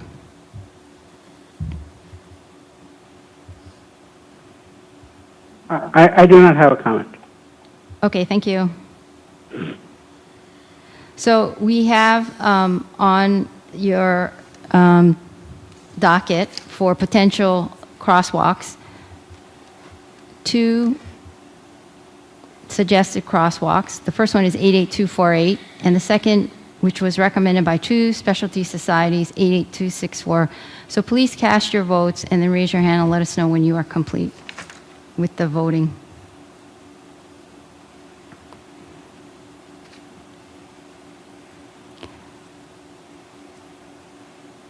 All right, so let's move on to code 88741. Hemoglobin quantitative transcutaneous per day, methemoglobin. Preliminary determination is to crosswalk to 88740, and there are no public comments. So do we have any questions from the panel? So can you unmute Judy Davis's line?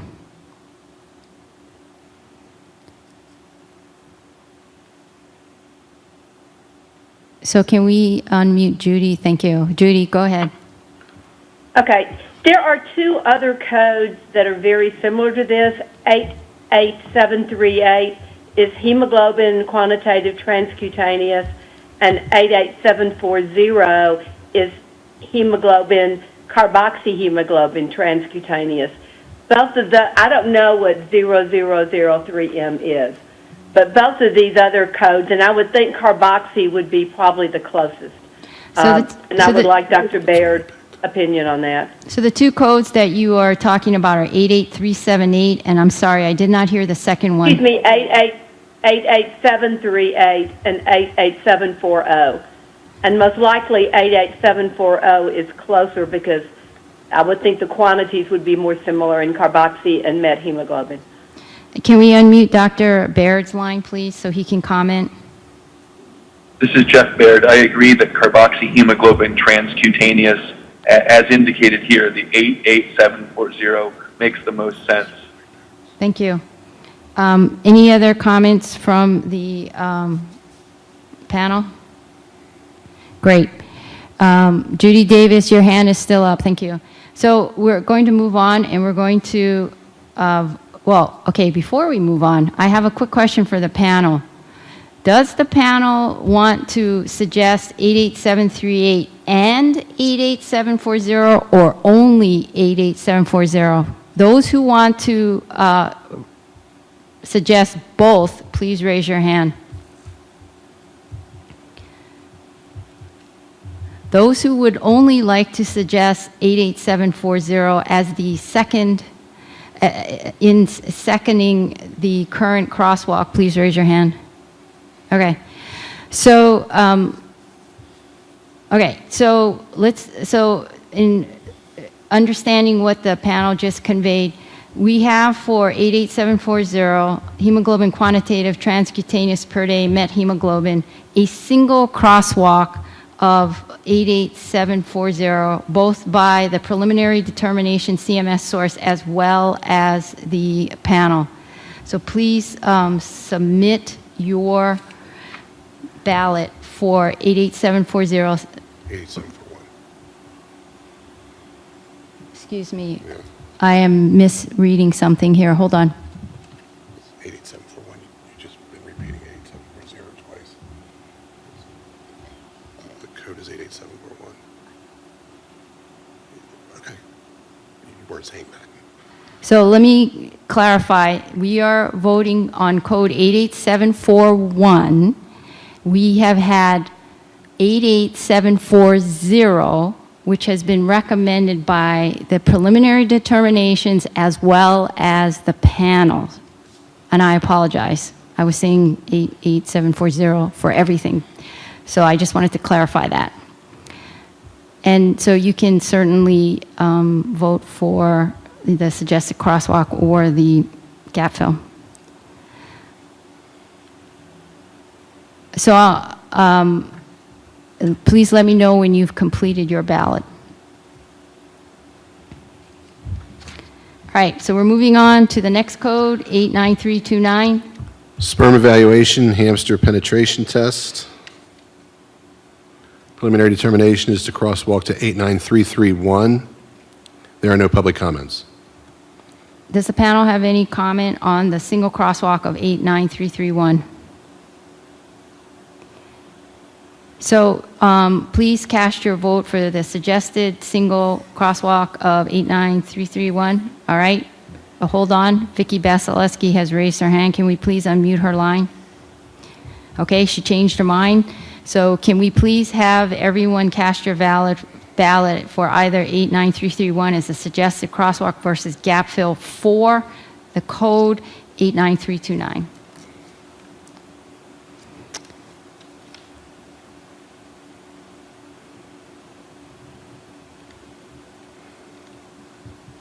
All right, so let's move on to the next code, 0002M as in Michael.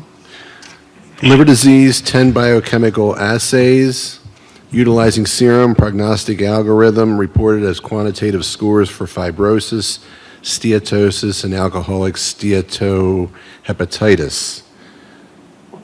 Preliminary determination is to crosswalk to 0003M.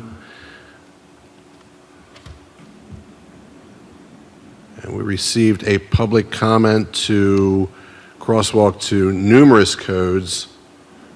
I need my glasses. Let me just say that these are the codes that are listed within the code descriptor. So that's basically what the suggestion was. And I'm going to turn this back over to Glenn. 82172, 82247, 82465, 82947, 82977, 83010, 83883, 84450, 84460, and 84478. We also received a similar comment for the same codes to crosswalk to a few different times. In fact, numerous times. So what we'd like to do is have Mr. Paul Sheaves from the American Clinical Laboratory Association and Mr. Matthew Schultz from the American Society for Clinical Pathology. I'm going to start with Mr. Matthew Schultz. If he could please provide any comments regarding his recommendation to crosswalk these, to crosswalk 002M to the sum of all the individual codes that make up that code of 002M. Sure. Our recommendation was based on the individual components of this panel, just adding these all together as a sum. Thank you. And just want to confirm that's Mr. Matthew Schultz for the transcriptionist? Clinical pathology, yeah. Okay. So, Mr. Paul Sheaves, would you like to comment on the American Clinical Laboratory Association's recommendations for code 0002M? Sure, thank you. This is Paul Shives. I'll spare everyone reading the codes again, but that again was the rationale was just those are the component tests of the code and the code descriptor. And I will say that, apologies, we had included on all of our slides kind of what the 2017 NLA was, and it didn't make it into this slide. So that came out to $107.53 by our calculation when you take that sum. So if it'll make you feel better, you did do your homework and it was on the slide and we did include it. Okay, great. Yeah, and we appreciated that. Copy. Yeah, we appreciated that level of detail. So does the panel have any questions? Can you please unmute Michelle Schoonmaker's line? Michelle, you have the floor. Hey, great, thank you. earlier is around the conversation that we've had is the crosswalk appropriate to just be the sum of the analytes, or is there any extra value or resource used to create the algorithm that is actually the interpreted result? Or I guess in the case of this test, does each of those analytes get reported out separately, or do they get combined in some magic recipe to produce an algorithm and it's only a single score that's reported out? I guess that would be the differentiator as to whether or not we look at these as the sum of the individual parts, or whether there's something else that goes in, some of the resources that go into the creation of these assays that we need to take into consideration. So can we unmute Vicki Pratt's line?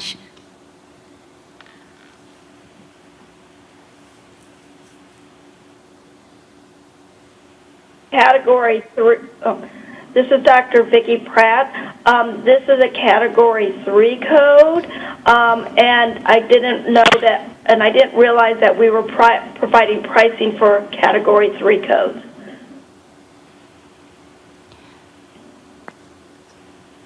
So these codes are, we received no private payer data. Correct, because it's a Category 3 tracking only code.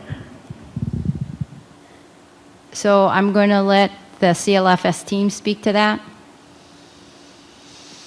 This is Sarah Harding.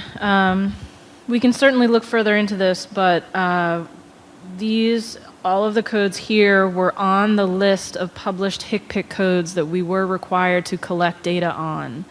And so that is the baseline that we are working from, that if there was a code on that list that we did not receive data for, then it has ended up on the list today.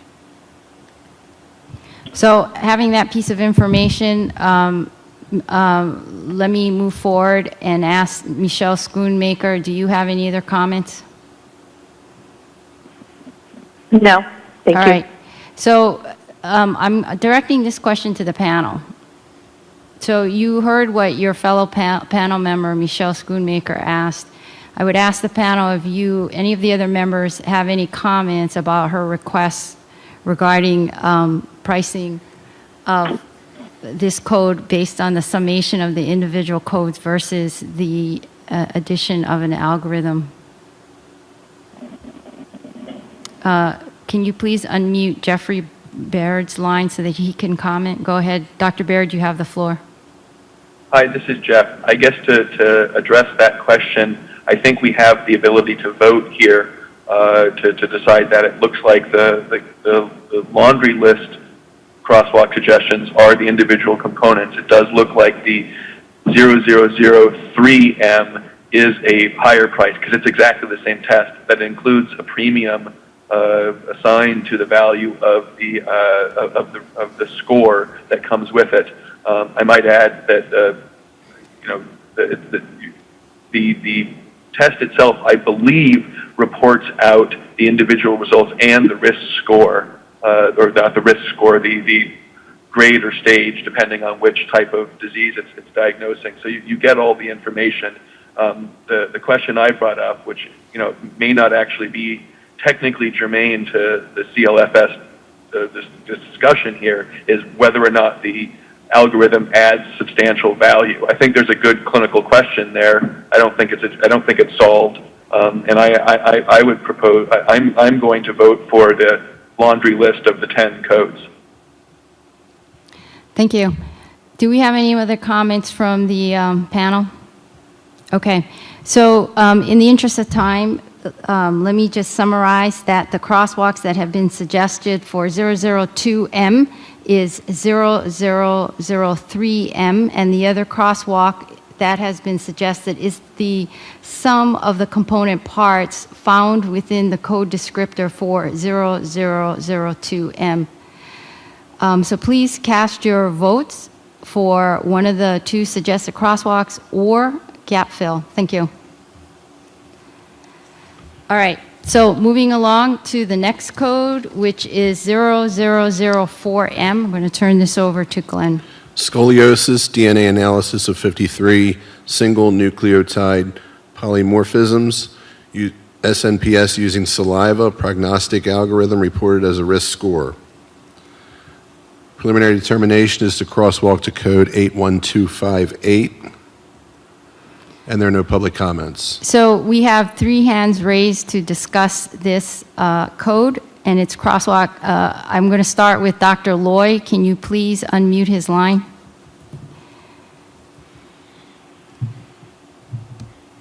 Perspective. Hi, this is Brian Lloyd. I'd like to hear Dr. Pratt's perspective, but also raising the same issue. This looks like one of the codes that was more of a tracking code. If CMS could opine on the appropriateness of us pricing this code.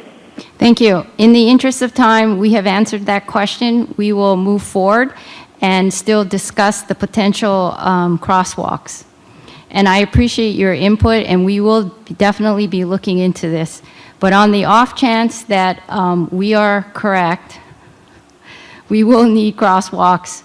So we really appreciate your input. Can we unmute Dr. Pratt's line so we can hear her comment?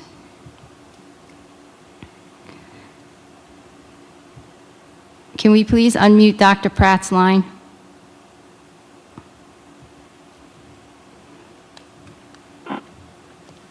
Yes, this is Dr. Pratt. The SNPs are not specified in this panel, and because they're not specified, I would recommend a crosswalk to 81479, a non-specific or not otherwise specified code.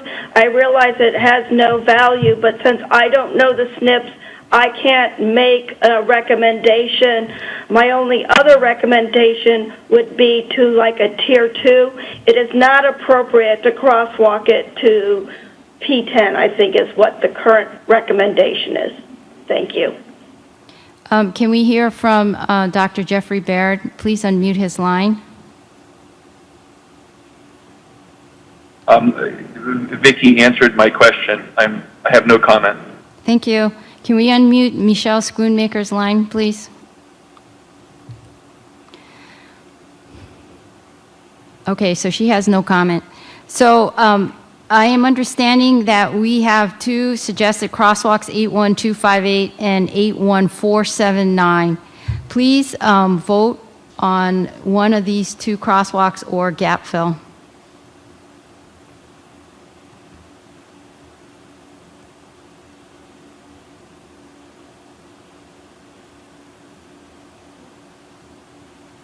Okay, let's see where we're at with the number of people. So can you please raise your hand if you've completed the voting? Okay, so we are going to move on to 0006M. I'm going to turn this over to Glenn. Oncology, hepatic, mRNA, expression levels of 161 genes utilizing fresh hepatocellular carcinoma tumor tissue with alpha fetoprotein level algorithm reported as a risk classifier. The preliminary determination is to crosswalk to code 81258, and there are no public comments. Do we have any comments from the panel members regarding this code? Can you please unmute Dr. Kuchar-Lapati's line? At the Raju Kuchar-Lapati, at the last meeting that, we discussed several codes for breast cancer and prostate cancer in which much fewer than this 161 gene RNA has been looked at, and those received a different code than this one.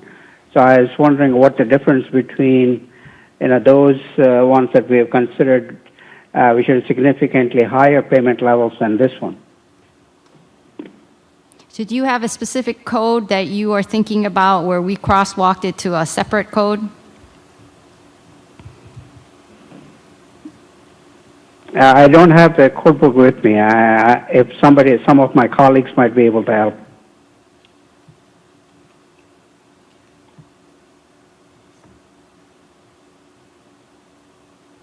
In the meanwhile, can we unmute Dr. Jeffrey Baird's line so we can hear his comment, please? Hi, this is Jeff Baird. I wanted to clarify, is the proposed crosswalk 81258 or 81528? We are checking on this. You're correct. It should be 81528. This is Sarah Harding. That is an error on the slide. The proposed crosswalk is to 81528. Thank you. And to further clarify, is that's the Cologuard test? I believe so. Okay. Any further questions? I'm going to move on. All right. Can we hear from Dr. Vicki Pratt, please?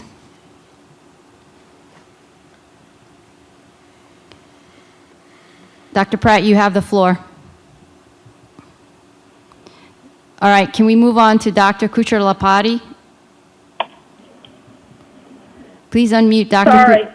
All right. Dr. Pratt? Sorry. This one, it's for 161 genes. Normally in the AMA, we don't list those genes. The methodology would be different than the 81528 CPT code.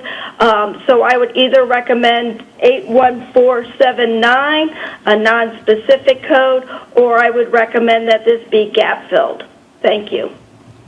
Can we hear from Dr. Kuchar-Lapati? Please unmute his line and mute Dr. Pratt's line. Can we unmute Dr. Kuchar-Lapati's line, please? Thank you. Dr. Thank you. Kuchar-Lapati, this test is not comparable to the Cologuard test. That's very different. That one is a DNA-based test. This is RNA-based test. That's one gene, and this is 161 genes. And so that I don't think that would be appropriate. Thank you. Can we hear from Dr. Schoonmaker, please? Can we unmute Dr. Schoonmaker's line, please? Thank you. Michelle, you have the floor. Hello. Great, thank you. Just two points. One is the 81479 isn't priced either as an unlisted code, unless I'm looking in the wrong place. And I agree that there's a difference between the DNA-based tests and the RNA-based expression levels of tests of multiple genes. And I'm wondering if the closest one isn't the 0008M, which is the Oncology breast risk score for MRSA expression levels. So am I understanding you are recommending code 008M as a potential crosswalk?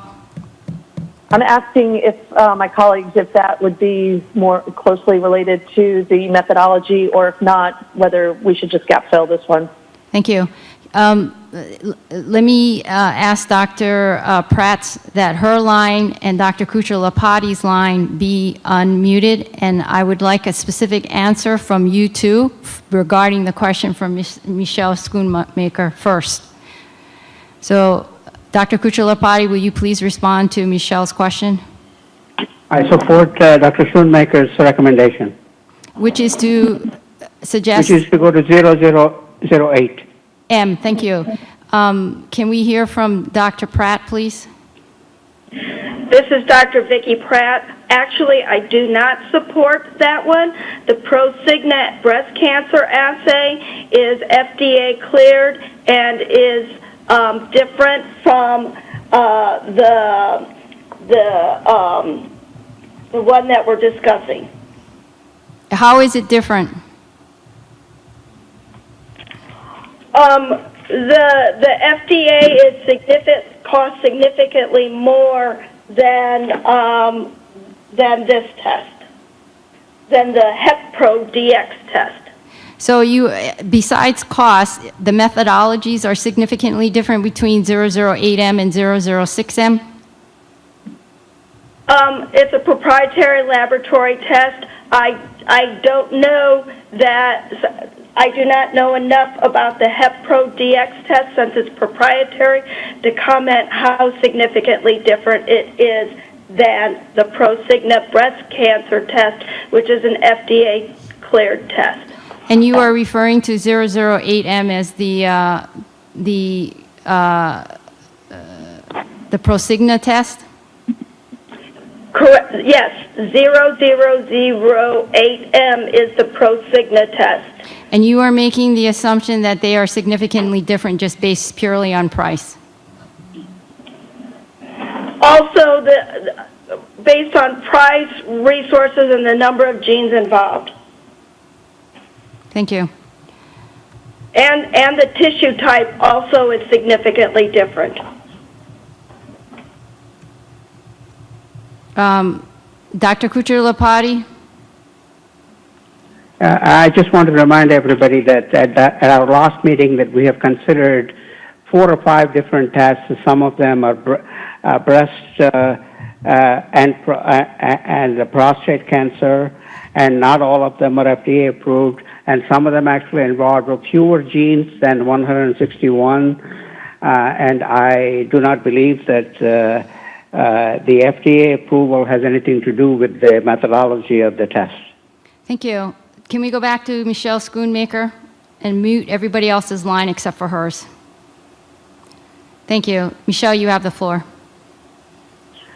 Yeah, I think I would also propose to gapfill. I think we've made that choice for a number of these different types of tests, given that we're not clear on methodology or value or resource. Thank you very much. So on the so what we are voting on is the following. Number 1, the first crosswalk is 81528. That's your first choice. Your second choice is 81479. It's a not other specified code. Your third choice is gap fill. I am unclear whether the panel wants to include 0008M. If you do want to include this as a choice, please raise your hand. Okay, so the choices are 4. Number 1, 81528. Second choice is a not otherwise specified code, 81479. The third choice is 0008M, and the final choice is gap fill. Please make your decision, cast your vote, and let me know when you've completed the ballot.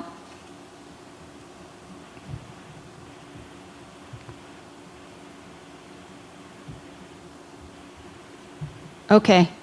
All right, let's go on to 0007M. Oncology, gastrointestinal, neuroendocrine tumors, real-time PCR expression analysis of 51 genes utilizing whole peripheral blood, algorithm reported as a nomogram of tumor disease index. Preliminary determination is to crosswalk to 81528, and there are no public comments. Do we have any comments regarding the single suggested crosswalk of 81, I'm sorry, there's an error. It should be 81528. Can we please open up the line? Okay, Michelle, your line is open. Go ahead. Okay, can we open up the line for Dr. Kuchar-Lapati? Can we open up the line for Dr. Kuchar-Lapati?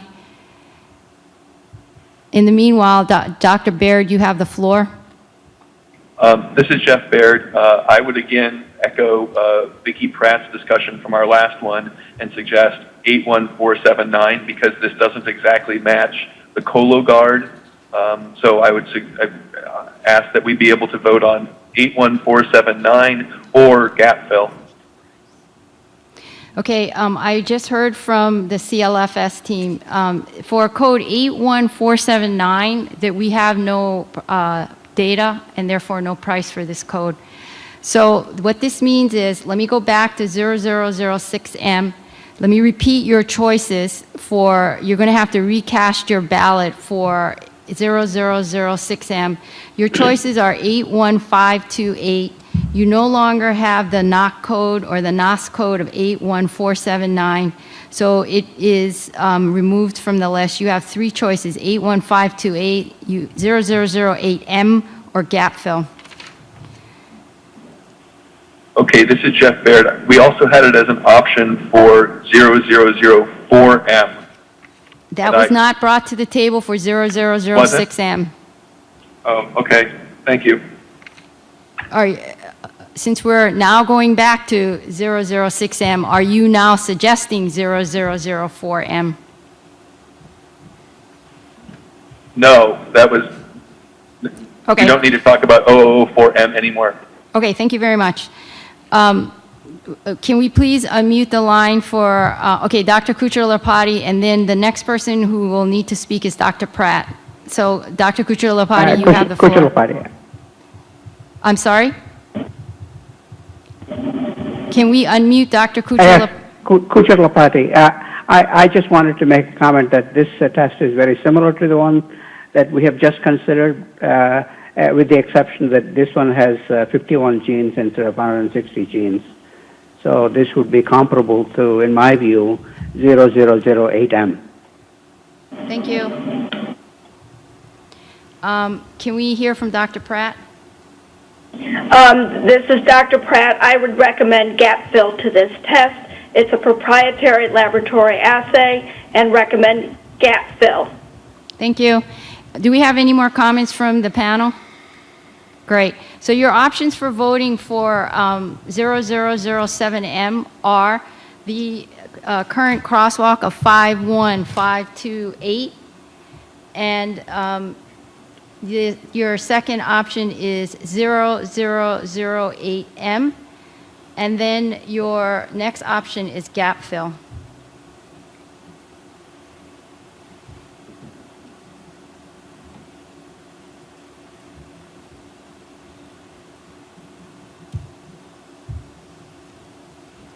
Okay.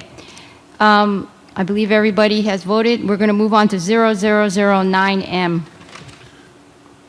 Fetal aneuploidy, thank you.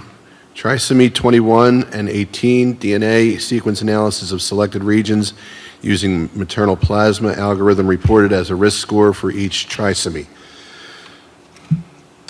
Preliminary determination is to crosswalk to 81272, and there are no public comments.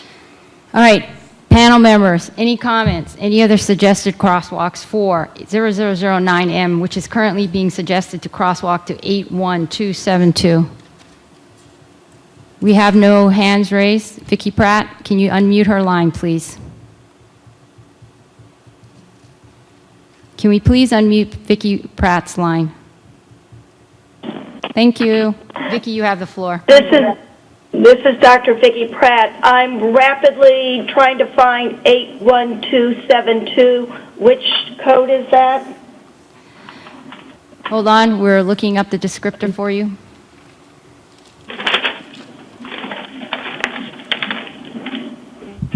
Oh, I found it. It is KIT. 81272 is KIT for acute myeloid leukemia, and this is fetal cell-free DNA testing. Those methodologies are not equal. I would recommend gap fill. Thank you. Any other comments?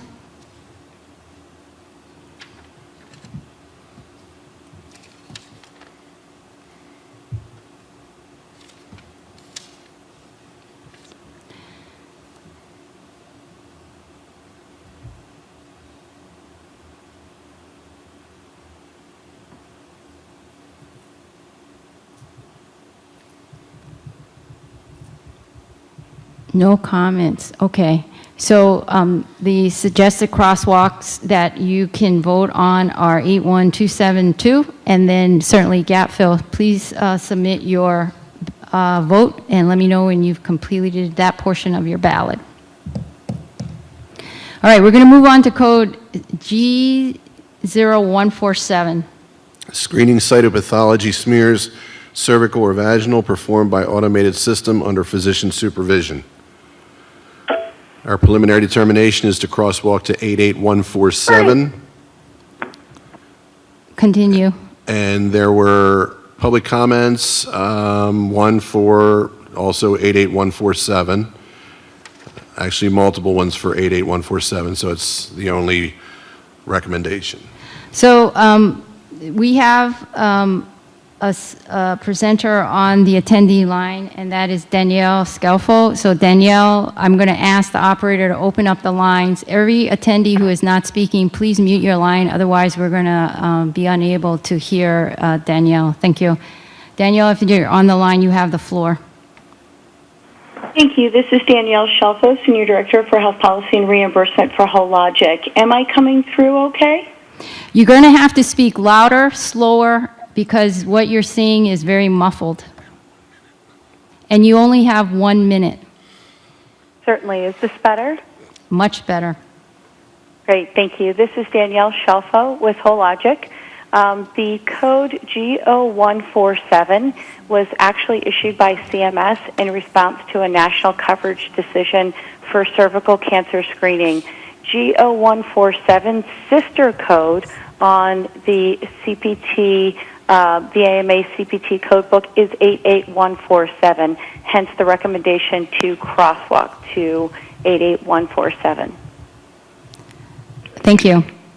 Can I have the American Society for Clinical Pathology? They also have a recommendation for G0147. I believe that's Mr. Matthew Schultz. Yes, we also concur with crosswalking G0147 to 88147, and of course the code should stay on the clinical fee schedule.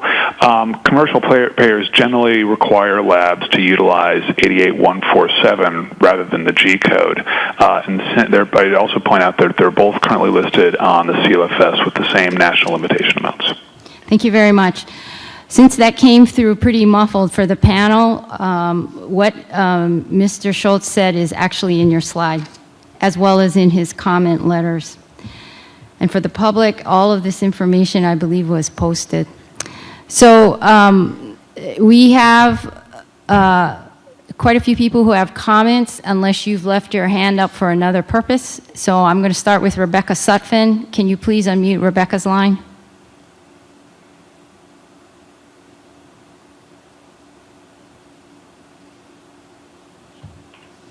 Okay, so can we please unmute Dr. Kuchar-Lapati's line? Okay, can we please? No comment. Okay, can we please unmute Michelle Schoonmaker's line? Hi, this is actually item number 59 on our ballot, not item 53, if everybody's looking like I was. Okay, so I'm assuming that the panel has no other comments, so your choices for voting for suggested crosswalks or G0147 are from all accounts for a single code 88147 as well as gapfill. Please submit your vote and then let me know when you've completed your ballot. All right, so we're going to move on to the next code, and that is P2028, cephalin flocculation blood test. I'm going to turn that over to Glenn. I'm glad you said that one. Preliminary determinations to crosswalk to 82040, and there are no public comments. So can you please unmute? Okay, so Michelle's line is already unmuted. So Michelle, you want to go ahead and give us your comment for P2028? Nope. Oh, okay. So please unmute Dr. Jeffrey Baird's line. He would like to make a comment. This is Jeff Baird. This and a few of the next ones are amongst the ones which are on, even though we discussed it at the very beginning, I wanted to bring it back to the attention of the panel that these are all on the Medicare's list of obsolete and unnecessary tests. I would therefore suggest that a crosswalk to CPT code 82120, which is a test for amines in vaginal fluid. It's the cheapest CPT code that I think exists. The last I saw it was $2.30. If we're going to have to be forced to vote on something that's frank quackery, we might as well not pay much money for it. Thank you very much. Any other comments from the panel?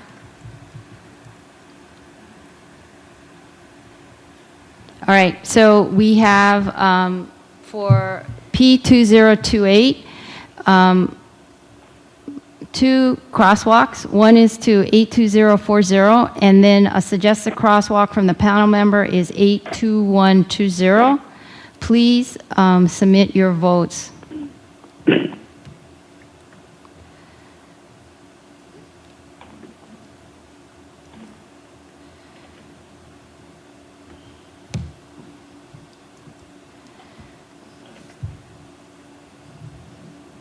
All right.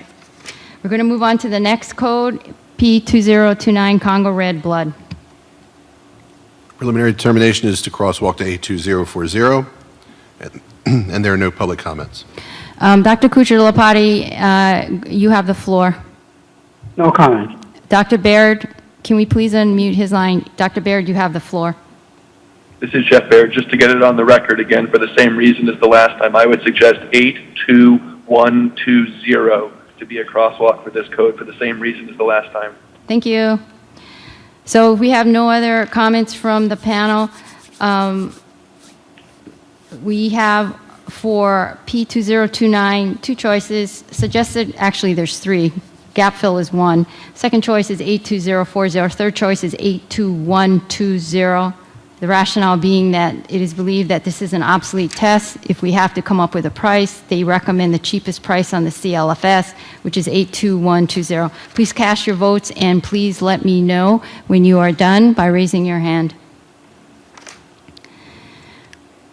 All right, so the next code is P2031. Air analysis excluding arsenic. Preliminary determination is to crosswalk to 82040, and there are no public comments. Okay, so I'm going to just cut to the chase. Dr. Baird, will you unmute his line? Does he have any comments? I have the same comment as I had the last time. I would suggest 82120. Thank you very much.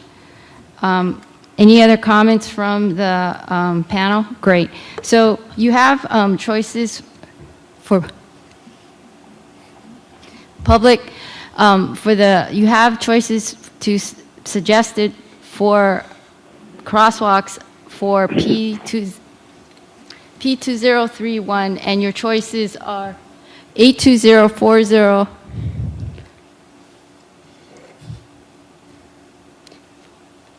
and 82120. Please submit your votes.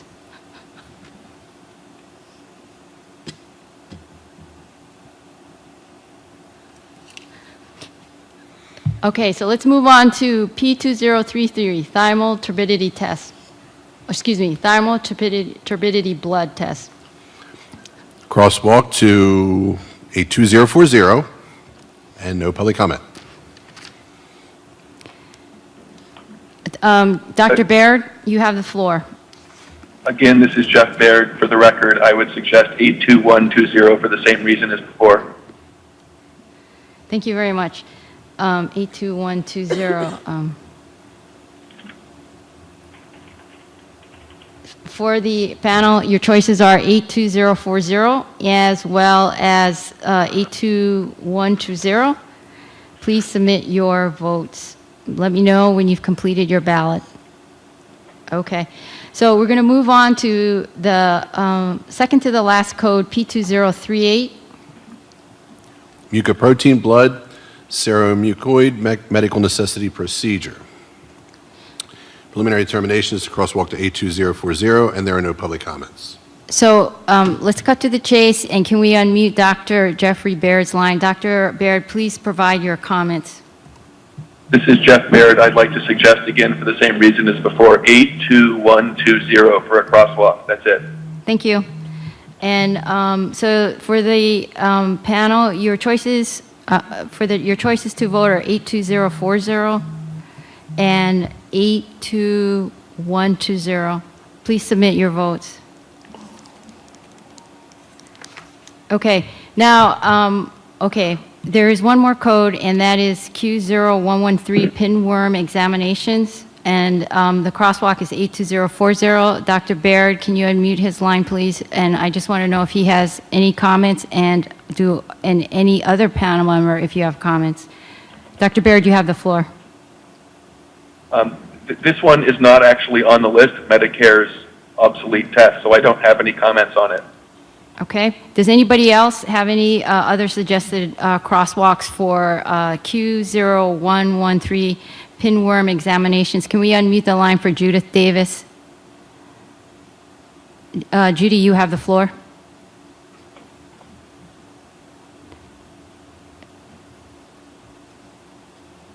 Judy, we can't hear you.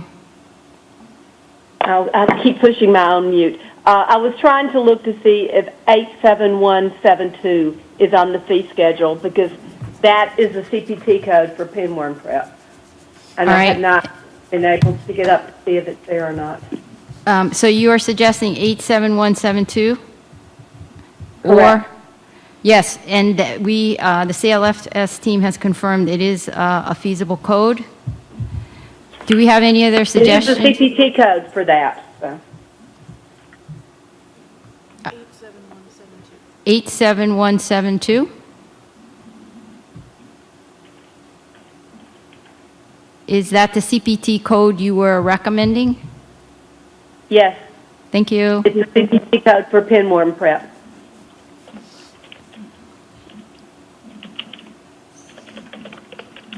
Okay, so can we unmute Dr. Loy's line, please?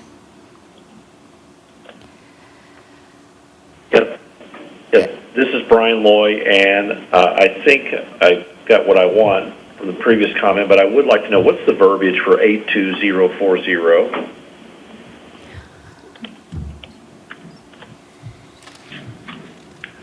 And the CLFS team is working on that right now. Thank you. This is for 82040. What is the code descriptor? The code descriptor, this is Sarah Harding from It's CMS. 82040 is albumin, serum, plasma, or whole blood.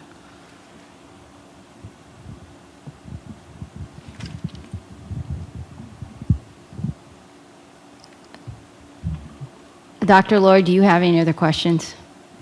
No further questions. Okay. We have Vicki Vasilevsky. You have the floor. I just want to point out that a pinworm exam is generally microscopic, and 87172 would be the correct CPT code. It is not an obsolete test. All right. So we are now at the point where we can mute all of the panel members' lines. And Judy Davis, if you have no other questions, I'm going to ask you to thank you very much.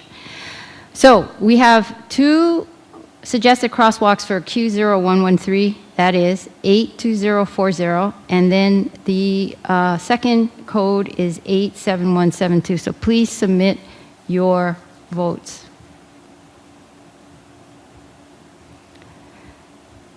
All right, now we need to go back to one of Gail Marcus's questions regarding how we got to 0.80 for code 85170 clot retraction.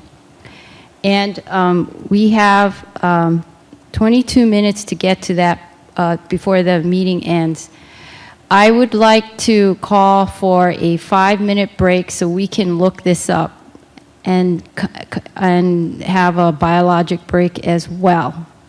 So we're going to be silent for a few minutes here while we look things up, and we will return shortly in 5 minutes.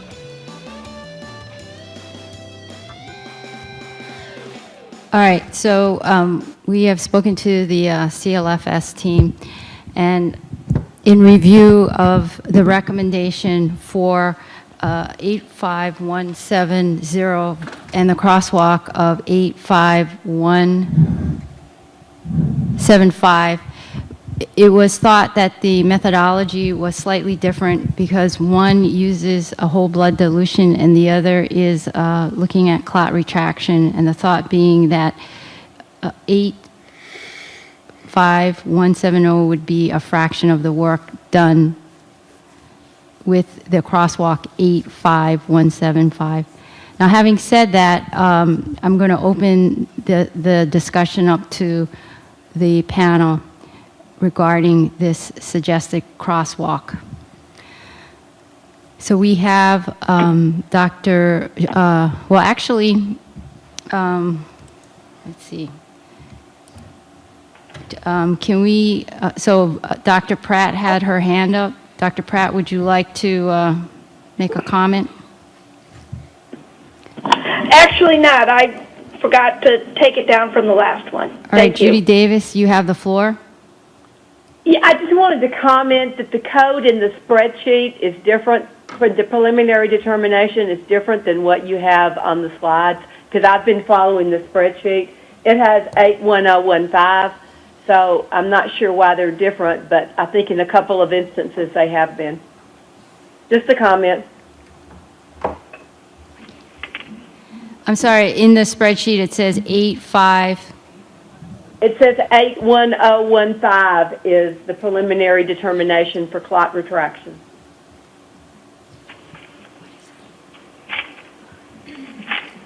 And I don't even know what it is. And this is Dr. Vicki Pratt. That's what I have in mine too.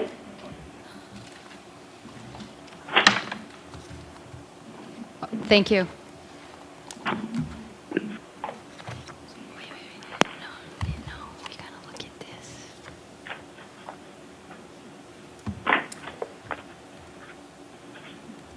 Okay, so we're cross-checking this.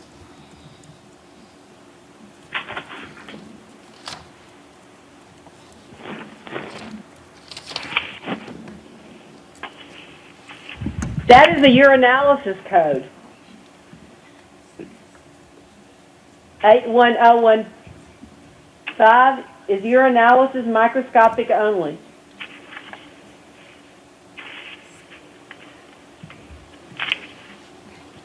All right, thank you. Maybe that's the reason it got changed.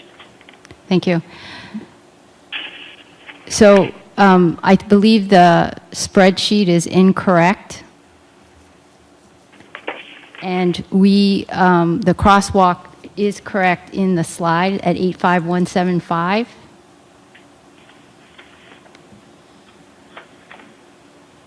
So we're going to ask the panel if they have any other questions on that crosswalk. So I'm going to, Gail, you have the floor. Would you like to make a comment?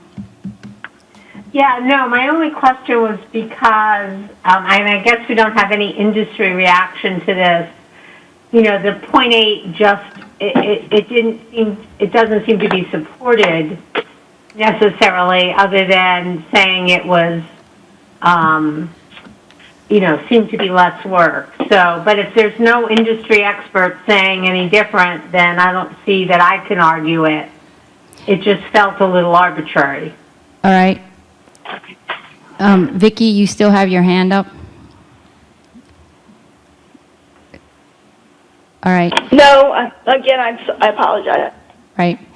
So what I'd like to do is ask, since Gail is alluding to an industry comment, is the following.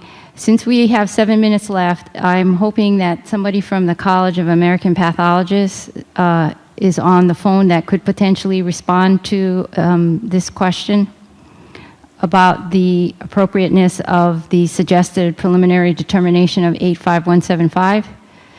Do we have anyone from the College of American Pathologists? Do we have anybody from specifically Drs. Cerecci and or Bossler to comment? Anthony Cerecci is on the line. Which code am I commenting on? Sorry. So again, can you get closer to the mic? It's a little unfortunate. We really appreciate your support and comments, but unfortunately, the half of what you say is lost. And the code we are looking at is 85170 clot retraction, and it's crosswalk 85175. Yeah, I can't comment on that. That's not something that is particularly relevant to molecular pathology, and not something I know a lot about. Okay. that is one of the preliminary determinations, and so you will definitely have an opportunity to comment on that. So having said that, and again, we appreciate you being here throughout this meeting to comment. Having said that, please, the panel, please submit your vote. And we are now talking about code 85170 with a crosswalk of 85175 times 0.8, and the other option is the gap fill. So please submit your votes and let me know when you are done. Okay, so we have covered all of the codes today, and I just wanted to reiterate to especially to the panel members and the public, for your time and effort to support this meeting. We realize the timelines were compressed, and we really do appreciate your comments. And having said that, I would like to conclude and adjourn this meeting. Thank you. Thank you.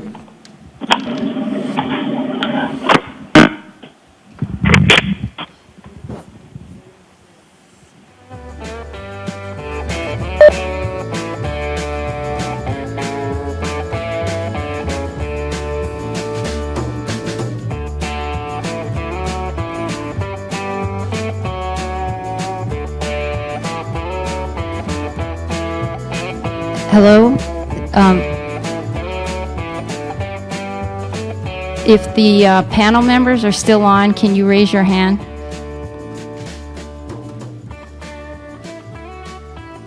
Okay. Ladies and gentlemen, thank you for joining today's conference call. This concludes our meeting. You may now disconnect and have a great day.